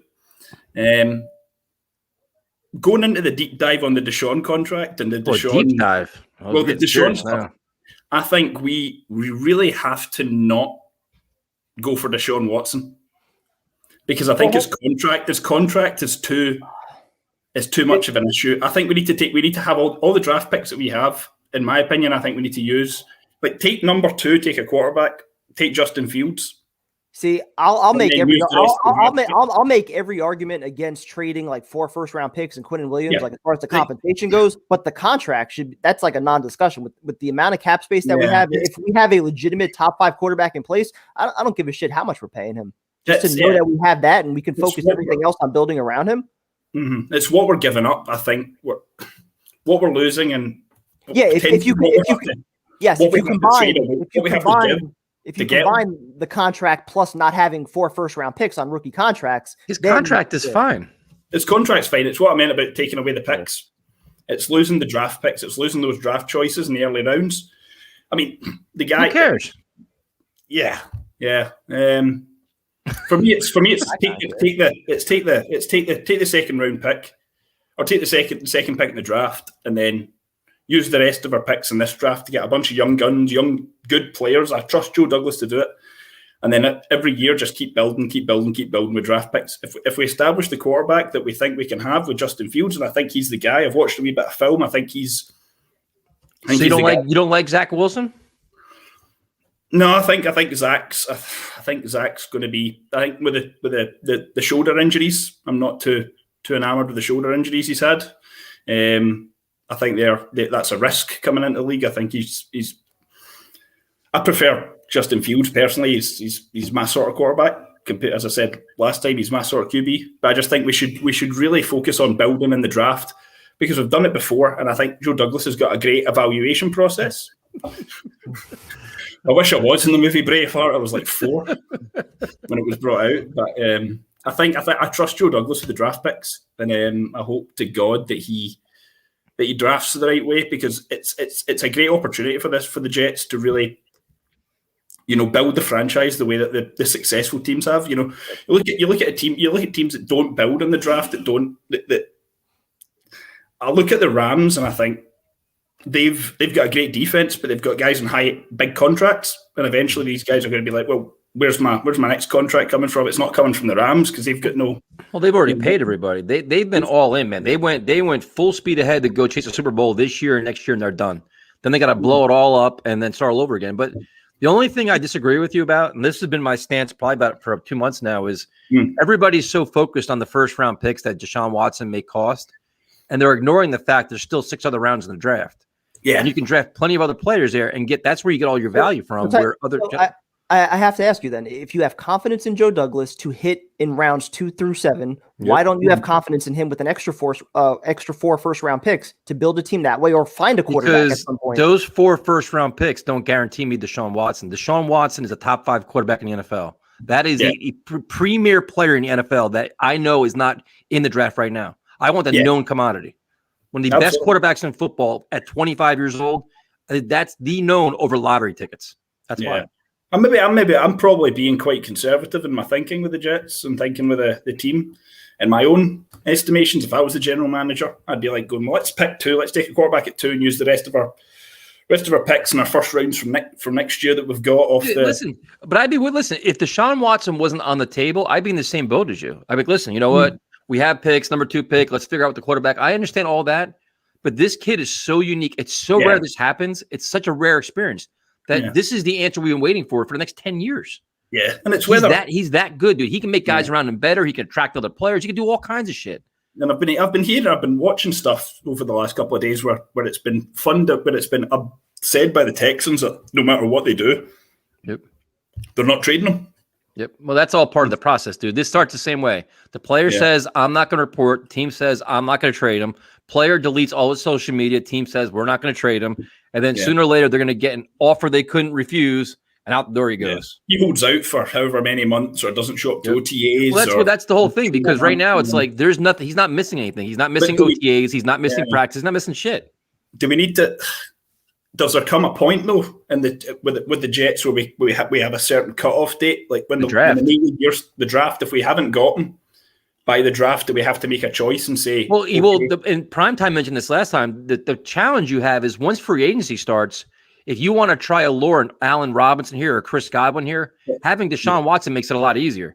Trying to sell them on Sam Darnold is not so easy, because they'll say, you know what, I want to go play somewhere else with a better quarterback. It does, yeah, absolutely. But that's where your Jets tax comes in. At the same time, though, if the Texans are trying to drag this thing out and they call his bluff, are you comfortable taking a quarterback, at pick 2 or wherever in the draft? And then, if the Texans end up like actually trading him before the season, you're not in that sweepstakes anymore.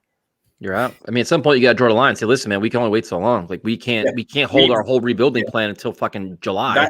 That's kind of where I'm sort of sitting, is like, well, how long do we wait for the saga to go on? Does the saga go on to a certain point before Joe Douglas goes, you know what, we need to think of our future as a team rather than waiting on the Texans deciding if they're going to offer him what he wants. And then what if you wait and then you don't get him and he still goes to Miami? I'm saying you have to have like a drop dead point where it's, listen, man, this is as long as we can wait because we need to have like a plan B where it could be another veteran quarterback for all we know. They may say, hey, you know what, we're going to go with Jameis Winston. I mean, we have no idea who they want, but you know what I mean. I mean, I'm just throwing a name out there, but you can't wait because you gotta sell free agency. You gotta sell when you have guys coming in here, whether it's offensive linemen, receivers, running backs, tight ends. You got to sell them a vision, man. You can't say, well, it could be Darnold, it could be Wilson, it could be Deshaun Watson. They're like, you know what? I'm going to go to a team that has a quarterback that I know who he is. Yeah, exactly. So there's got to be clarification and decisions made. Yeah, we're screwed quickly.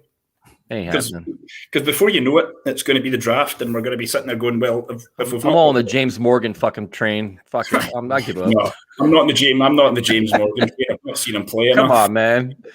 I'm on the bring back Brett Ratliff for those. There you go, Brett Ratliff. That's a name we haven't heard in a while. Those 4 preseason games he played where he looked really good. Bring Gunslinger. him back. Yeah.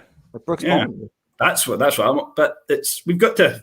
Neither actually. I'm not a Celtic or Rangers fan, so I'm a St Mirren supporter. They're a small provincial club outside Glasgow. For the guy asking the question, do you play any instruments?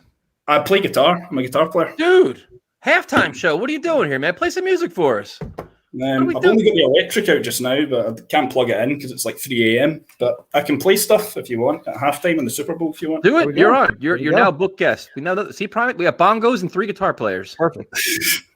Yeah, but that was just my thoughts on the Jets. Like obviously on the what I've seen from this week and what I've heard about the various NFL media.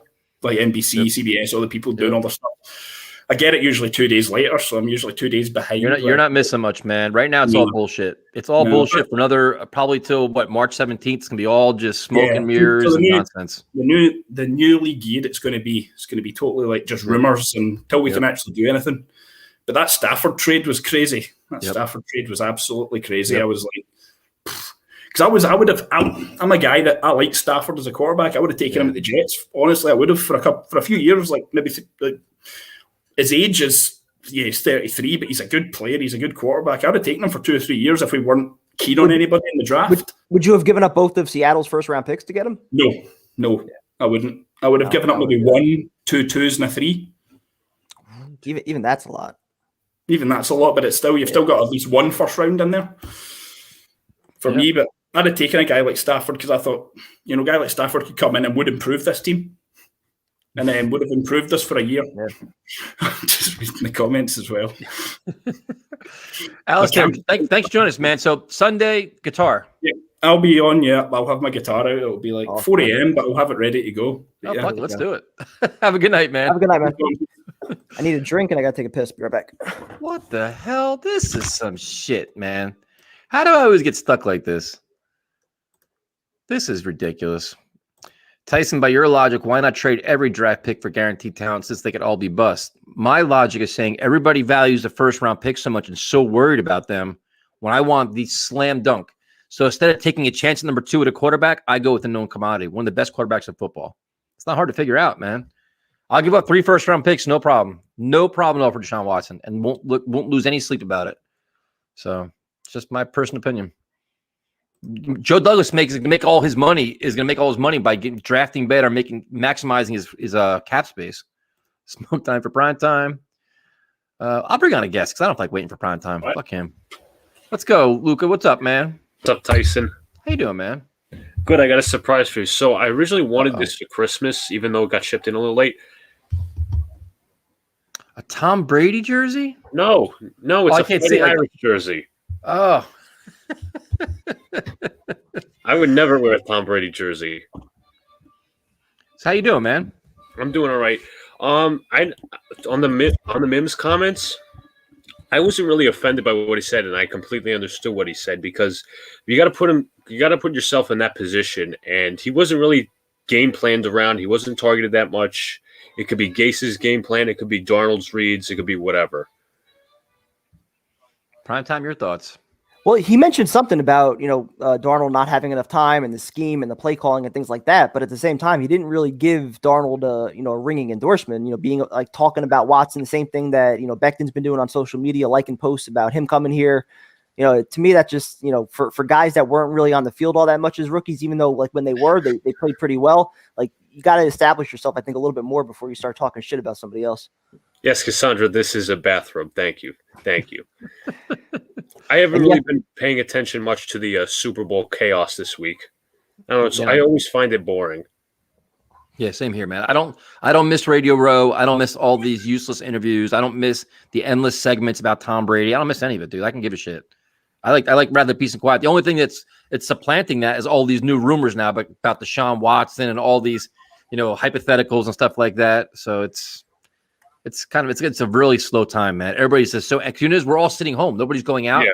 So all we do is sit home and watch social media all night long and look for any kind of thing to overreact to. So it's boring. Then you figure like after Sunday, we have no football for 7 months?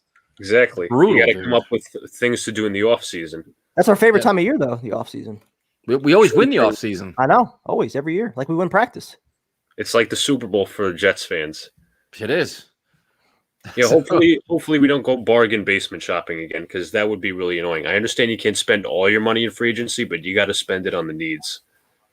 I just hope that they deviate from their approach last year, where they tried to spread it out over multiple guys and hardly any of them hit. Like, go hard after your top targets, whether that's Allen Robinson, Godwin, Tooney, whoever. Like, go after the prominent guys, building blocks that are going to be here for 3 or 4 years, instead of trying to find that diamond in the rough. Absolutely. And I also read that the 49ers are checking in on Darnold. That's interesting. I mean, honestly, it is, because that it would fit his system so much better. But Primetime is going to argue, we're going to bring San Francisco to New York. We did. We got to keep him supposedly. We got to supposedly keep him. I think it's an option. That's all I'm saying. I think it's an option. Listen, if Douglas looks at one of these rookie quarterbacks and says, you know what, I want to take my guy. This is, I'm convinced that Fields could be the guy for the next 10 years. All right, cool. I'm not going to be mad about it. Same thing with Watson. If they can get him without, giving up 4 first-round picks, I'd be cool. But I still think Sam could be a good quarterback in this league.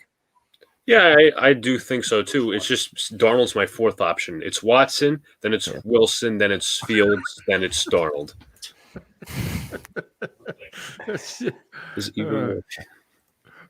It does. This is a good point. You look like you're in a shipping container, man, because your roof is like it looks like the top of like a. That's true. That's a good. No, it's top of my bunk bed. It honestly is. Oh shit! So, do you play any musical instruments? I have one in my closet here. And I have one downstairs. I used to play the trombone, and I have the bass guitar in the closet. We need trombone, man. We need trombone. Play a trombone for us on Sunday. I might come. It's the thing is, I'm not going to watch the pregame show, so I'll tune into your live stream pregame. I'll watch the game with my family, and then halftime maybe we can do something.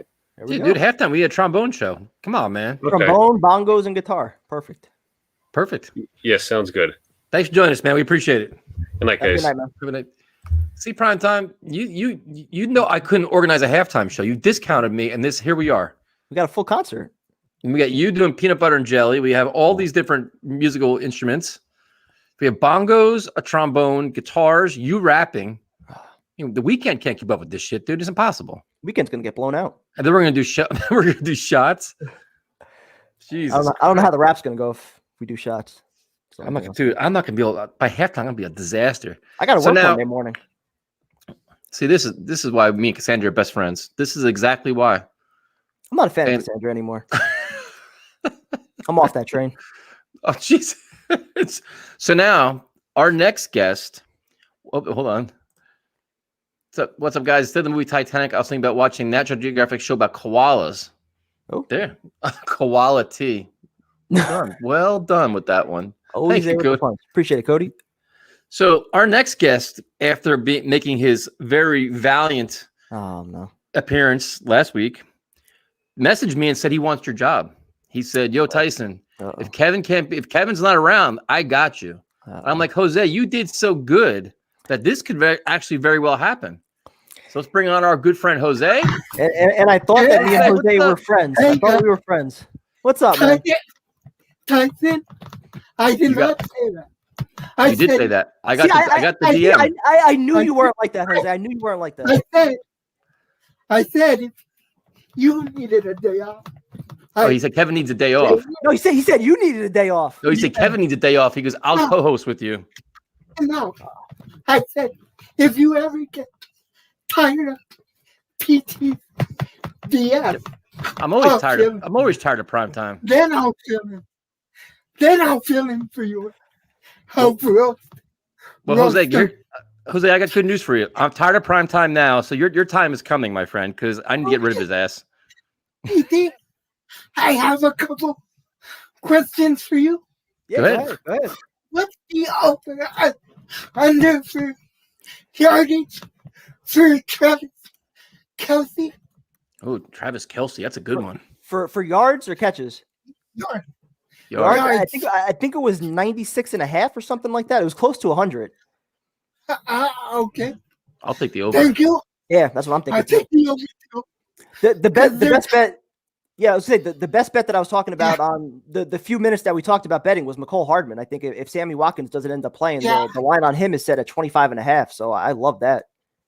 Also, do the Mets still have Steven Matz?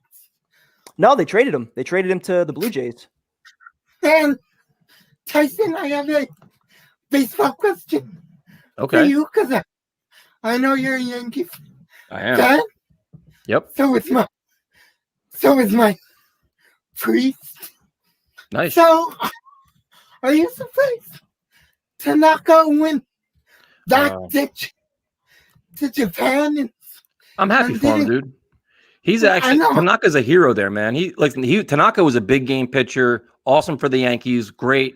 And I think it came down to money, man. They went after Kluber. They just didn't have the money for him, and he wanted to go back home, and he got a big contract, and he's a hero there, man. It's a good way to go off into the sunset. So I'm happy for him. I'll miss him though. Tanaka was a great Yankee, man. Phenomenal Yankee, especially in the playoffs. Yeah, I'll give him that.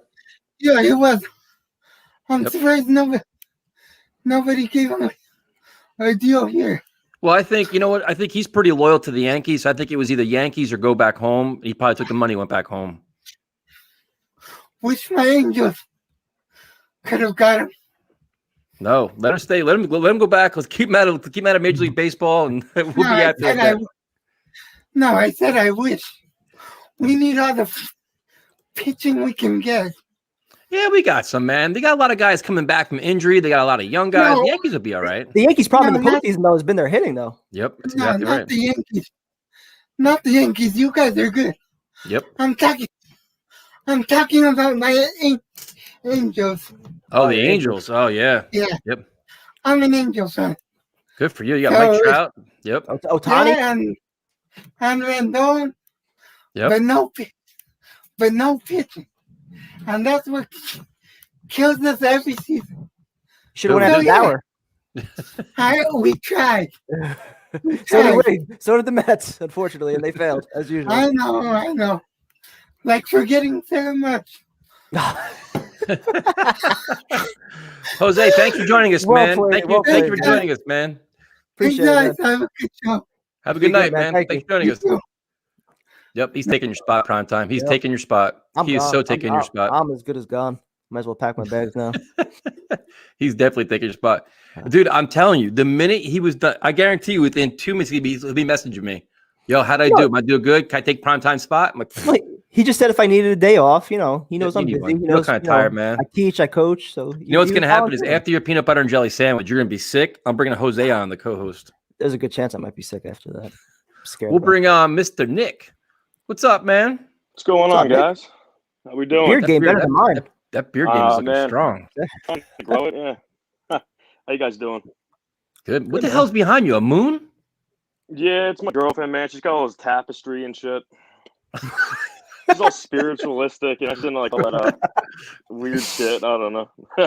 Doing seances and shit and smoking herbal remedies. I came home today and it just smelled like shit. I'm like, what is that? She's like, I just saged the house. You know, it's like, you're fucking kidding me. So Boring. you ready for the Super Bowl, man? Super Bowl? Yeah, I'm ready. I really You play any instruments? I don't play shit. You look like a guitar player or a drummer. Maybe a drummer. Nah, man. I just work out. That's all I do. That's fair enough. That's what I've been doing. Yeah, my life's pretty boring. So I mean, Nick wants to challenge you to a flex off. That could be another part of the That's halftime right. show. That's right. Yeah, Give me a few more months.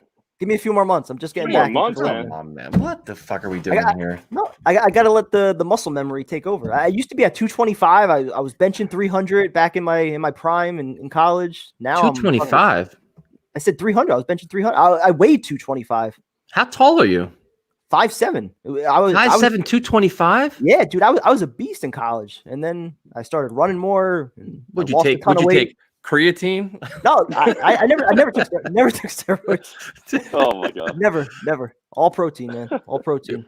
Well, it can't be a few more months, man. It's 2 days away. No shit. I think we should do halftime. I've only been lifting again for like 3 weeks. So come on, you can't man. let me down, man. You let Tyson down all the time.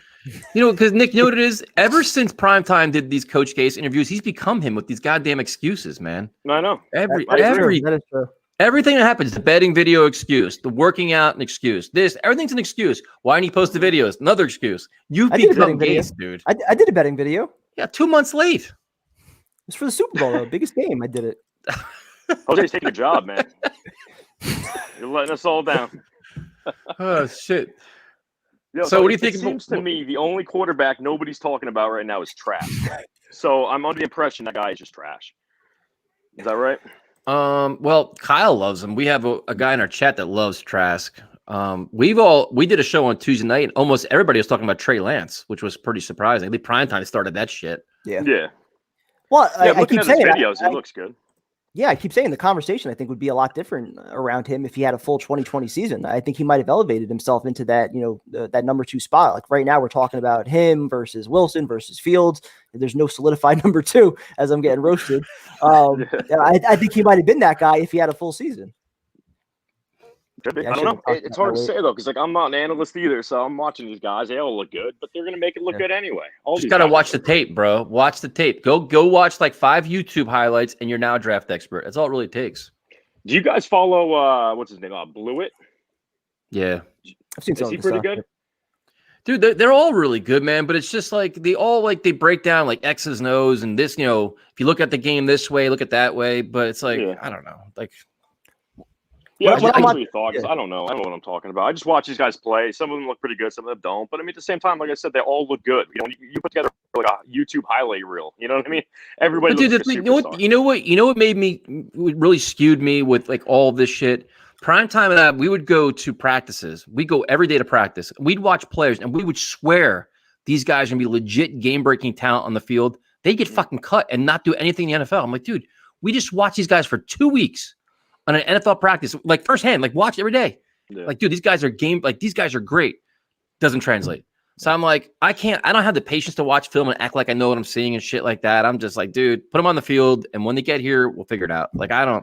That list is long too. Ramar Morris. Oh, that's my guy, dude. I will go to Pride, Gabe Marks, Jalen Marshall. Was my guy. Jalen Marshall was a beast that first training camp he had. And then what did he do? And you guys were going practices for Gase too, right? And you were watching those and you were saying they were looking pretty good. The first year I was there every single day that Gase was hired. And I swear that was the best the offense looked. They were moving up tempo in every practice. They dominated the defense more. The drills made sense. Yeah. And none of it translated to game day. None of it. Like it was impressive. Like, on Sundays. Like even with the days with Todd Bowles, you watch them in a practice, like, what the fuck are they doing? Like it just made no sense. There was no rhythm to it. It just looked like a mess. Remember in Washington, going down to Washington, it was a mess down there. Yeah. They were completely outclassed, dude. Outclassed. They got embarrassed in Washington. All over the field, they're getting manhandled. Tyrone will speak about that too. Yeah. Dude, it was bad. Like you watch the Jets, you're like, dude, we suck. Like they were getting their asses beat, offense, defense, special teams, up and down the field, getting smoked. They weren't even. It was terrible. Crazy. So, did you guys see the Salah comments he was making? I guess about the Giants and the Jets. Like, he's right. He's right, dude. 100%. Dude, the Jets fans, it's a smaller group, much more rowdy, much more loud and proud, and we're just much more passionate. Because Giant fans have won, dude. They're all older. It's an older fan base, wine and cheese crowd. They're not like a feisty bunch. They're a bunch of. They're just not. They're just. It's a different group of people, man. Yeah. Oh, it definitely is. I was listening to Calvert. Like I forget when this was, like a year ago or something like that, and he was talking about us, and he's like, Jets fans are impatient. Like, who the fuck is impatient as a fan of the Jets? You know what we I mean? haven't won Like, shit in years. Yeah, I mean, nah, dude. And like, no offense to other people, but like, there's no way I would jump ship to the Giants. Right? You know, I don't understand how people say that shit. You know what I mean? If you're a fan of the team, you got to stick with that team. You know what I mean? But I mean, Jet fans have been. But the thing is, like, Jet fans have been through so much bullshit over the years. Like, Giant fans had the run with Eli. They've had Hall of Fame players. They've had all these great moments and all beating the Patriots and all this shit. Our big fucking moment is winning like a game in overtime against the Patriots. You know, like that's our highlight. It's fucking ridiculous. Yeah, sucks. Everything sucks about it. You know, I just can't wait to get back at tailgating. It's all I care about. And we're still here. And we're still here in spite of all the bullshit. Yeah, Giant fans are spoiled and Jet fans are angry. That's just the way it is. Yeah, just give us something to be happy about. Like, I want to take pride in this team again. You know, I do these jerseys. They're collecting dust at this point. I don't even want to wear them anymore. Like, I'm just embarrassed that, you know what I mean? Like, I want to take pride in this team again. I miss that, you know? I don't wear it because I don't want to have the conversations. Like people say, when like you wear a Jet shirt, everybody's got to ask you a question. Like, I don't want to answer your fucking question. I know we suck. I know we haven't won shit. I don't want to talk about quarterbacks. I don't want to talk about anything. Like, leave me the fuck alone. Yeah, like, I'll talk with you guys about it, but I don't want to talk to some random like the mailman or the guy in the store. Like, I just we know we suck. Get it. I'm the same way. Shitty. It's ridiculous. You know, I'm really hoping this guy turns this around. You know, I don't know. Nick, thanks for joining us, man. Thanks again, guys. Take care. Appreciate it, Nick. Good night. All right, prime time. Oh, one of your biggest critics is going to join us now. No. She's been bringing a lot of fire to the stream. No. Yeah, she roasted What's up, best friend? It's my best friend. Sandra. What's up, guys? What's going on? Nothing much. I was really ticked off the Flyers lost today. They blew another lead. Again? Good. Yeah, no, they've blown I think 4 leads in a row, so that was great. I literally slept 4 hours just to wake up and watch the game, and they lost. Wasn't having a good time. How did then you had a time to roast Primetime and his cooking, and now you feel a lot better. Yeah, no, exactly. I was like, oh yeah, okay, there's a stream. I can take out my anger on Primetime's cooking. So that's fun. I was gonna say, how did our boy Kevin Hayes do?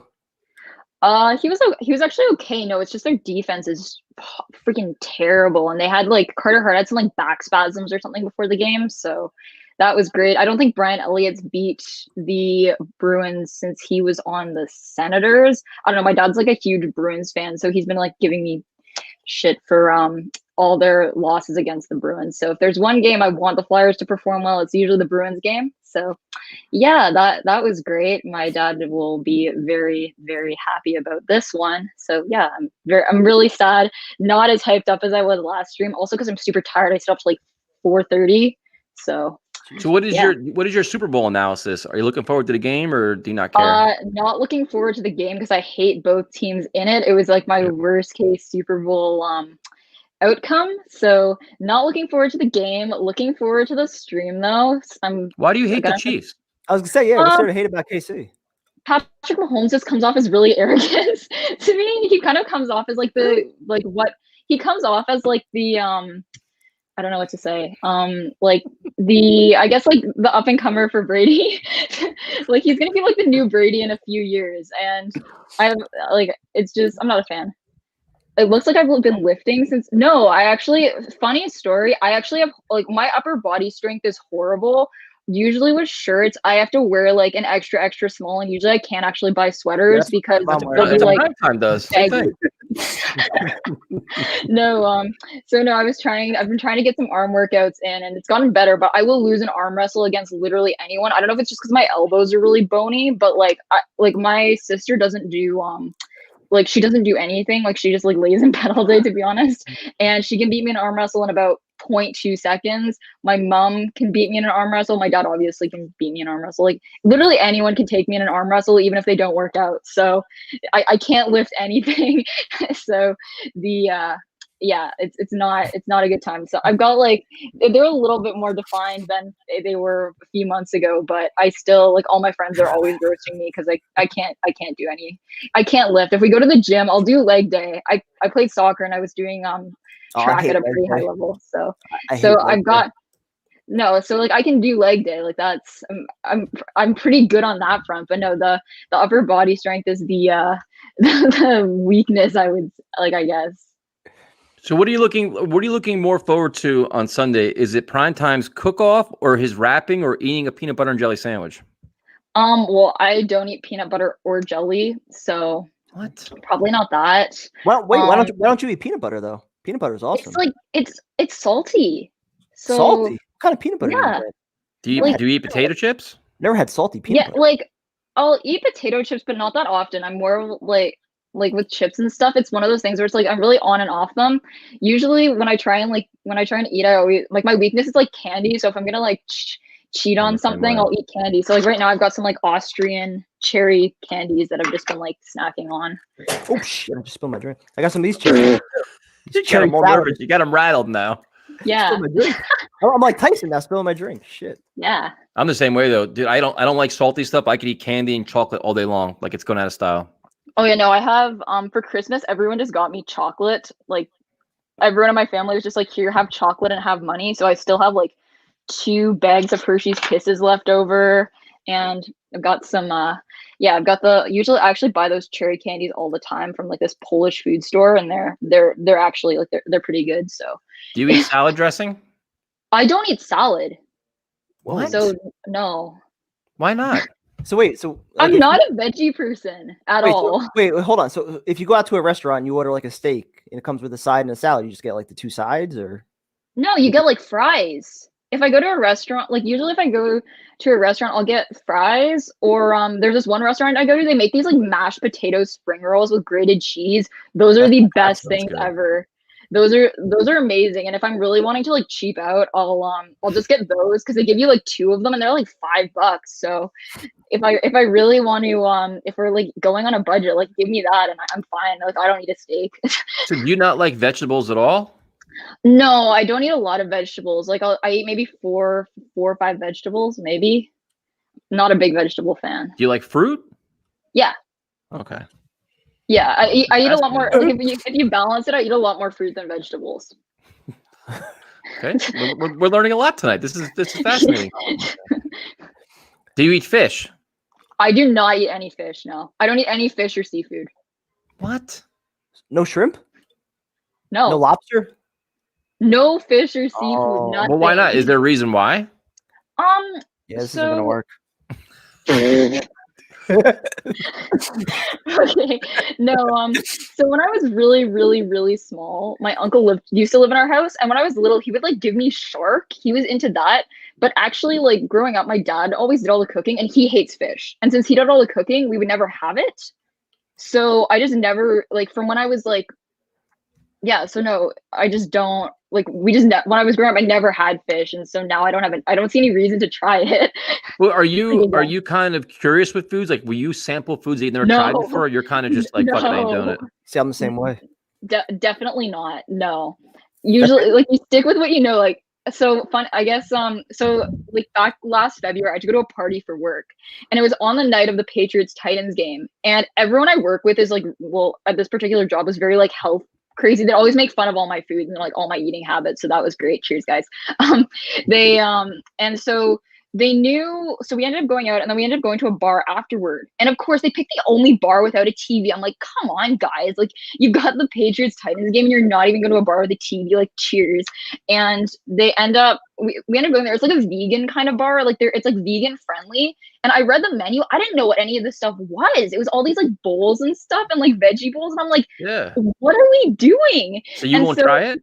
I was like, no. So my game plan, whenever I don't know anything on the menu, is I always just get dessert. So I went with like chocolate cake and everyone was like making fun of me. But no, if I don't know anything on the menu, the game plan is always just go for like lava cake or something. And it usually works out. So yeah, my dinner was cake with like sprinkles. And then I went home and just made some food because I was like, was just...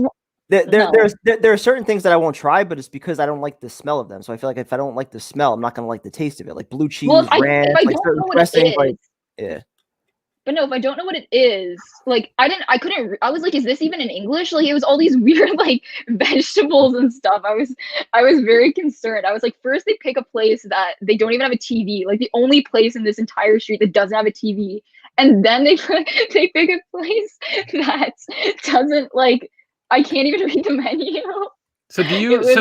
So you're not very curious with foods. Would you drink different liquors or shots if you didn't know what they were, or you're kind of picky with like liquor and like booze? Not really, no. So you would like you have like your known like your certain go-to drinks and that's it? Like I don't know, just like if I don't have to pay for it, I don't really care. Okay. So if we walked up, so if we were all hanging out, we said, "Hey, try this peanut butter whiskey." Would you do it? As long as If I pay it's for peanut it. butter, probably not. Just because like I'm not big on like I don't know, in like here, like yeah, peanut butter is really salty, and like I'm not big on salts. Whiskey. All right. How about we give Yeah. you cherry whiskey? Would you try cherry whiskey? Oh yeah, no, yeah, cherry is like the fun fact. I'll eat like any kind of cherry candy. I will eat like How'd I go back anything to with candy? cherries on it, anything cherry flavored or like red flavored. I will deliberately go out of my way to pick out. So yeah. So as Like long as cherry we, candy, so the cherry bottom flavored. line is, as long as we pay for the drinks and it's fruit flavored, we'll be fine. Yeah. Okay. Prime time. You got your notepad down? I do. I don't get how peanut butter is salty though. I mean, most of the peanut butter I've had, as long as you put like some bread on it and not eat it like straight out of the can, it's not salty. At least I don't think so. And I get the extra chunky kind too. No. Wow. So wait, I'm not eating any peanut butter. So the more important question is, do you play any instruments? No. I was joking on the chat earlier. I have no musical talents. When I Do you was in sing? school, no. Actually, I was actually in like some singing clubs in school, but it was more because like everyone was in them. And what I would do was me and my friends would all chill out in the back because it was like at this particular school it was like the cool thing to be in all the like the music team like I guess choir and stuff, because you'd get to like leave school, and if you stayed at school like no one was there, so it sucked.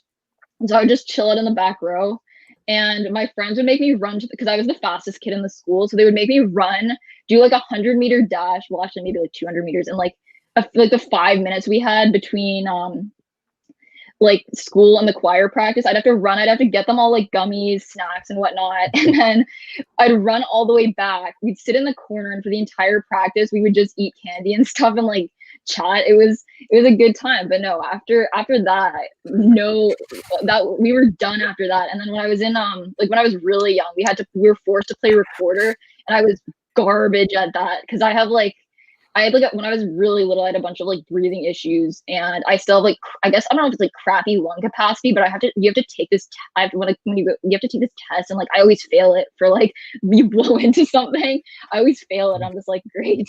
So no, I was crap at recorder, but that was my excuse for being bad at it. But no musical talents. I'm not being on the musical halftime show at all. Straight no deal. So I assume you don't smoke weed, but like you mentioned candy and like gummies and stuff like that. So do you do like edibles or anything? No. Nothing? Wow. No, I can't stand the smell of weed, to be honest. It's legal here, but like no, Prime time's I'm out. Yeah.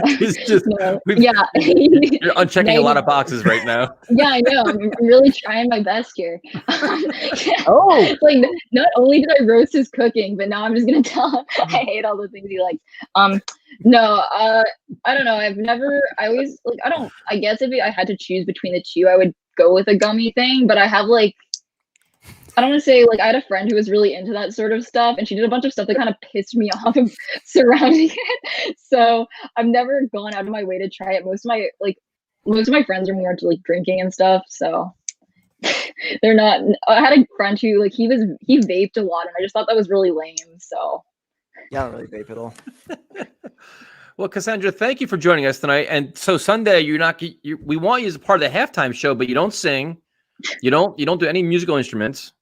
Yeah, so I can't be a part of your halftime show. Can you do a flex off against Primetime? No, I don't have any like where like there's nothing here.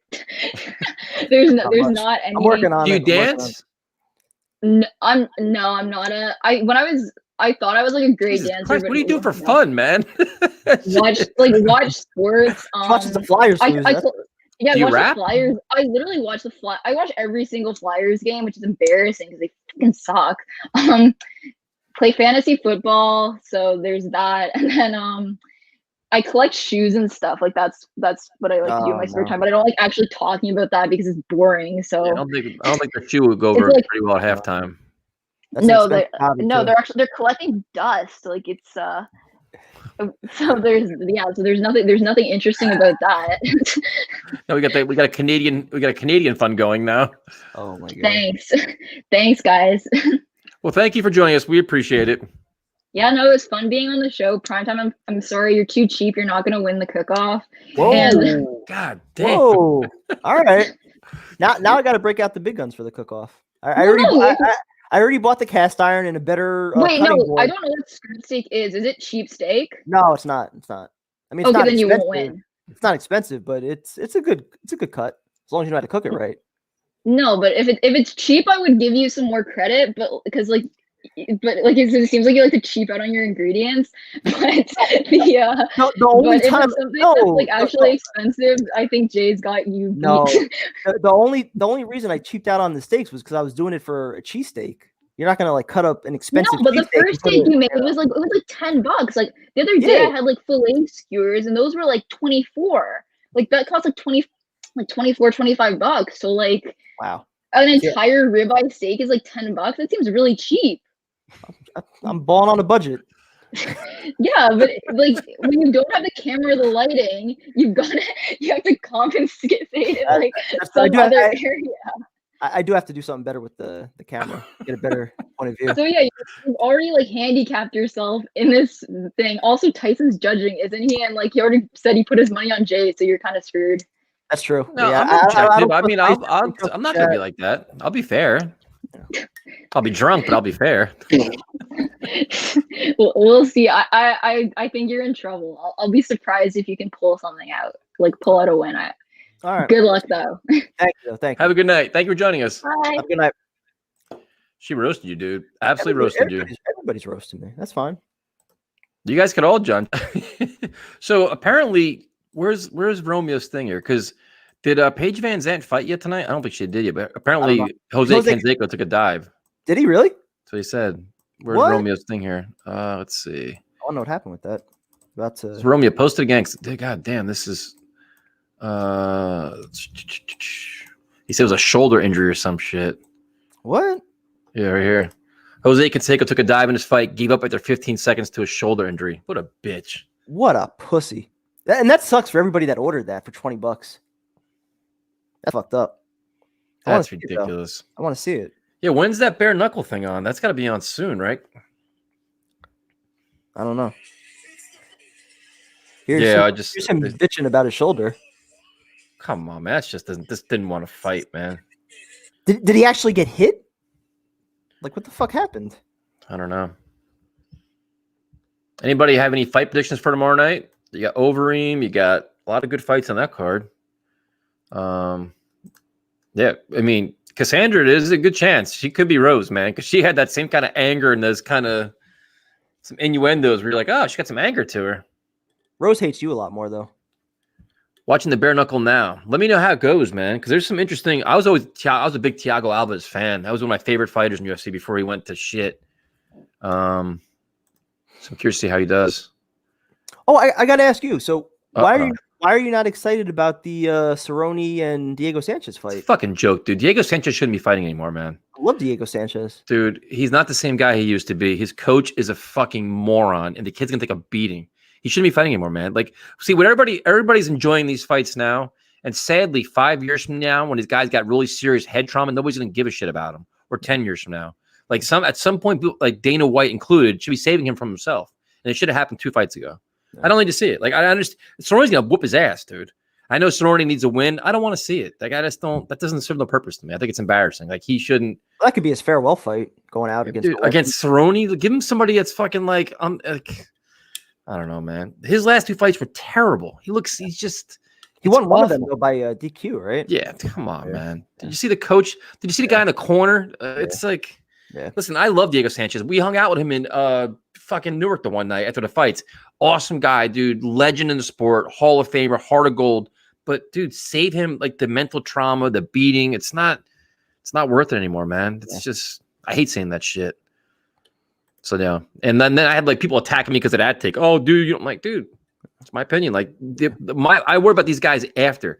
Like, a lot of these guys now aren't sparring as much. They're changing their whole fight camp. They're not doing it. When he was fighting, dude, they're sparring 3-4 days a week. He's in brawls all the time. Like, it's just a different sport, man.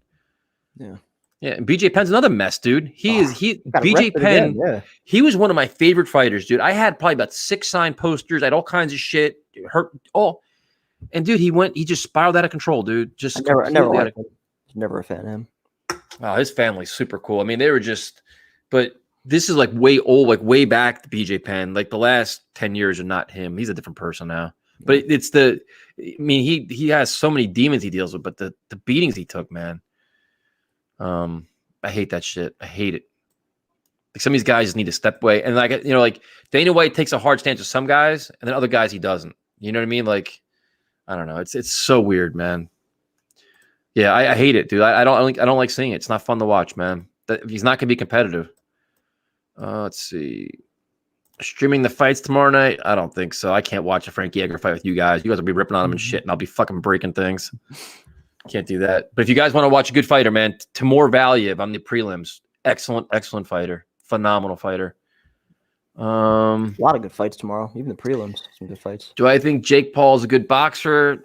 He's average. And Ben Askren's not a boxer. I think the fight's a waste of time. Who do you think's gonna win?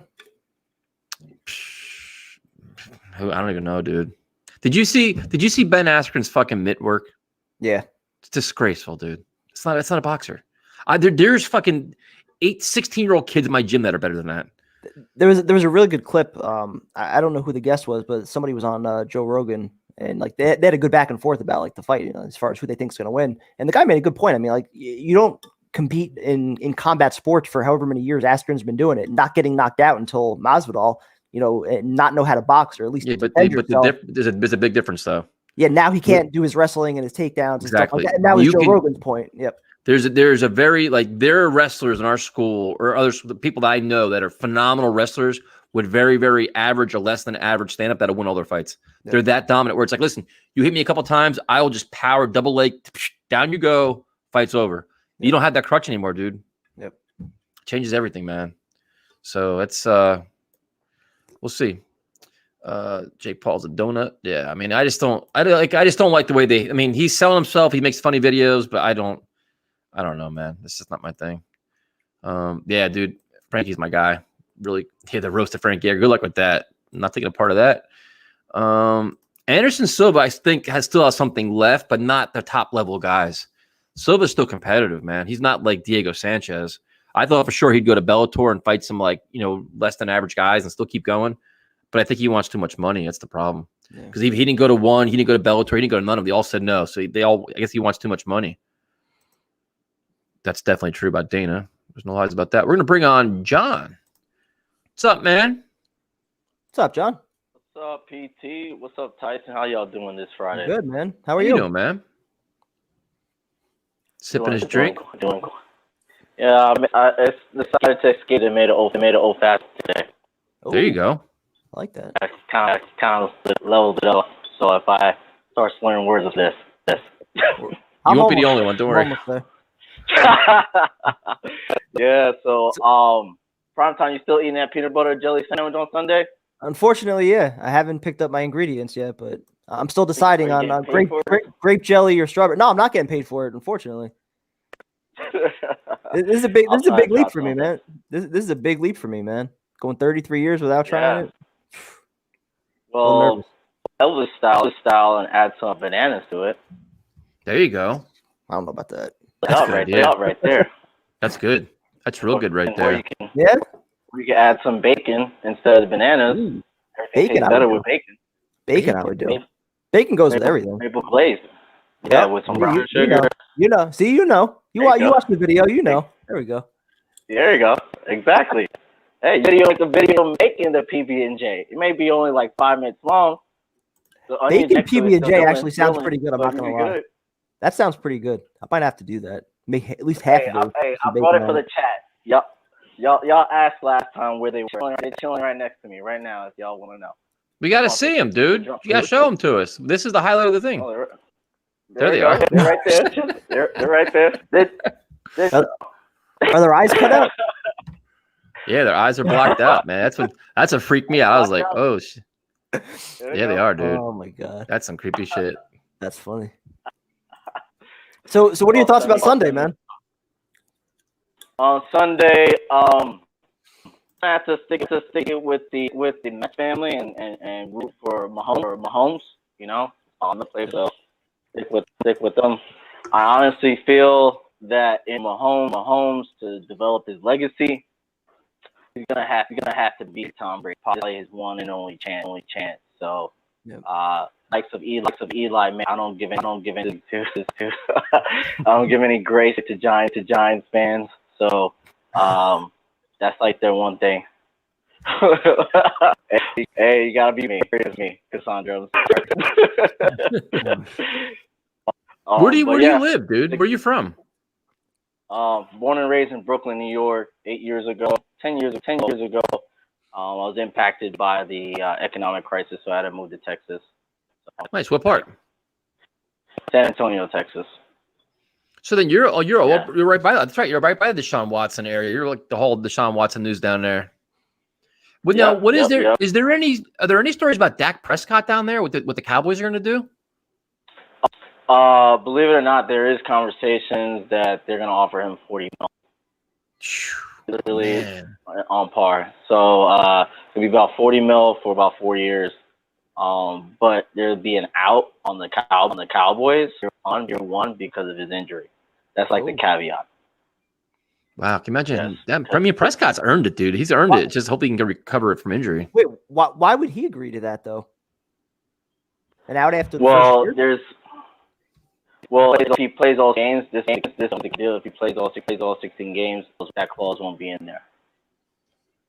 So he has to miss that clause to be in there. I'm surprised you would agree to that though. Hey, I know, but let's think about it. You know, if he does become a free agent, doesn't sign with, he is a free agent, right? He is, right? So if he does decide to go and explore other waters, he's another piece out there available to the Jets.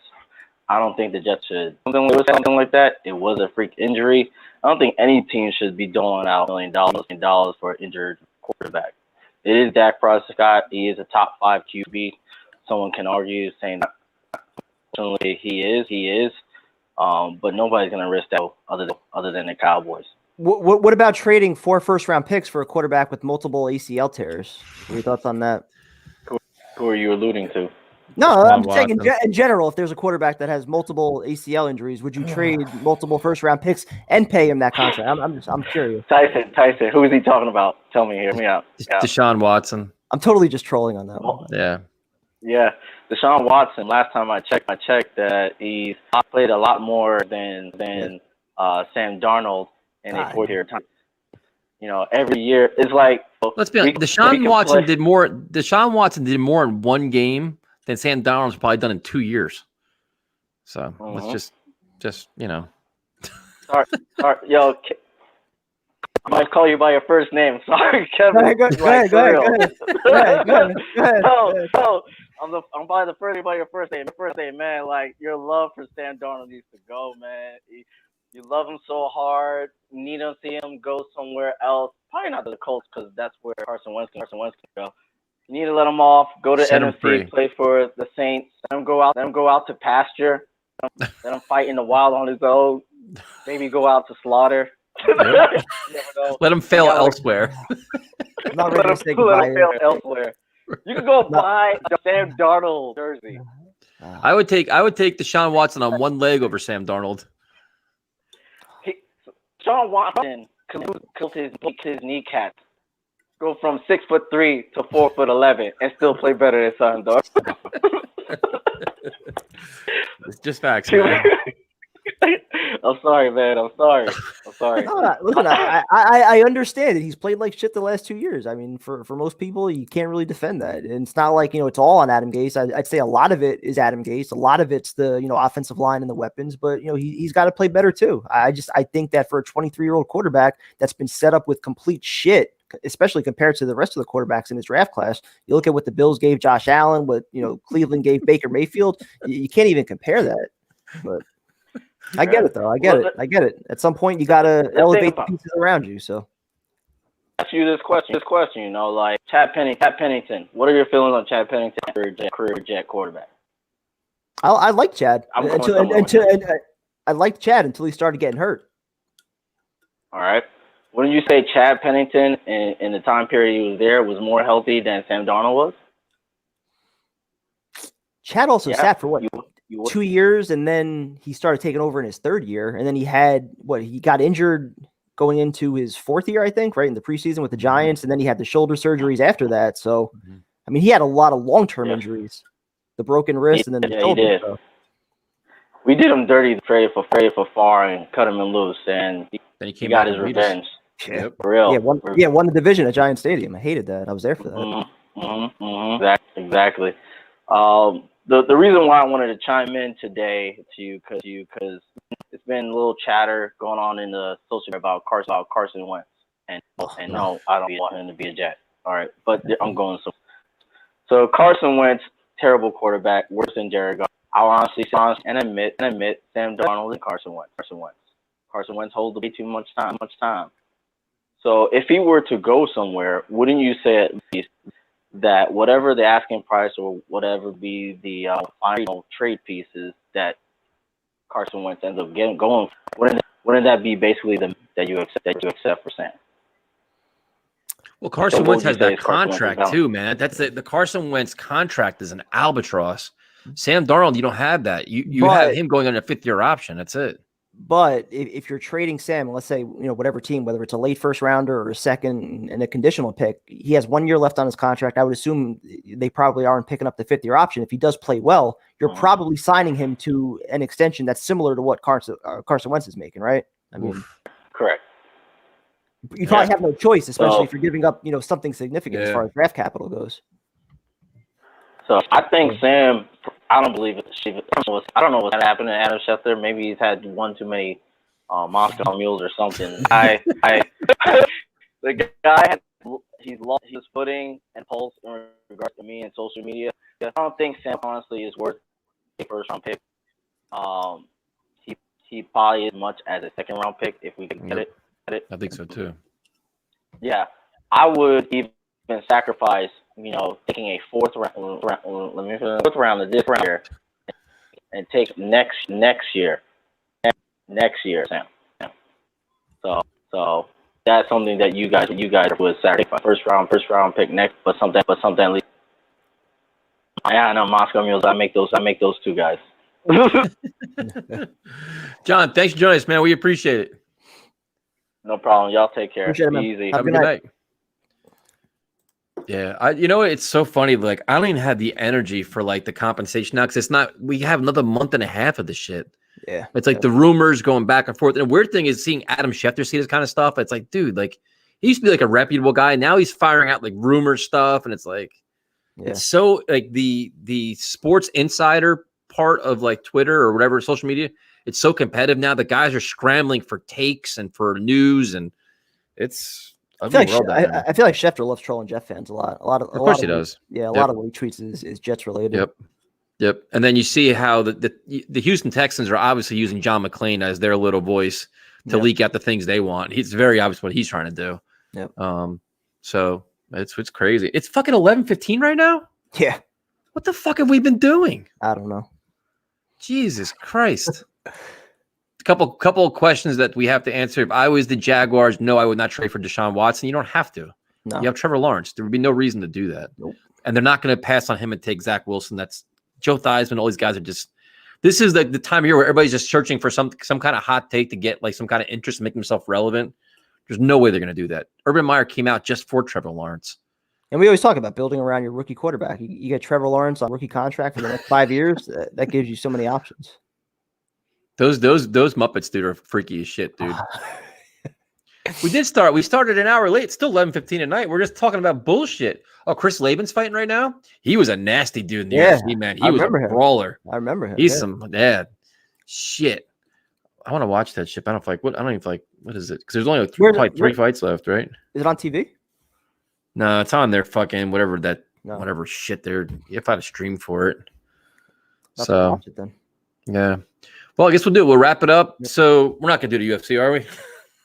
That's up to you. I mean, I'll be around if you want to do it. I mean, if you can handle it. I mean, that's up to you. We'll see. It's your call. I can't deal with these guys just fucking just ripping on fucking Frankie. We could disable the chat during the Frankie fight if you want. No, I could take it. Paige Van Zant, I thought took the most money. I thought she should have went to Bellator. To be honest with you, I think this is it's a money grab, a complete money grab. There's nothing more than that. Prime Time's calling me out. UFC, do it. Yes. Oh, you bastards. This shit's not even. It's up to you, man. No pressure. I ripped Stephen A. And actually, Jessica, I did too. And so did Chris Cyborg did. That was a terrible fucking take by him. Yeah, we all, like everybody did, dude. They all fucking attacked the shit out of him. So guys like that shouldn't be involved. He covers MMA, dude, which is embarrassing in himself. No. Then he released his boxing video, which is a joke. Then how do you insult? And it's like the women athletes, dude, are phenomenal, man. Like they're fucking the women fighters there are incredible. Yep. So we'll see. We'll decide tomorrow. Maybe because it's on at what, 8? The main card's on at 8. I think so. I guess we could probably do it, I guess. Yeah, it's everybody, you bastards. So, all right, we'll do it. Fuck it, I don't care. I'll just mute myself. Talk to you guys tomorrow, you bastards. Have a good night.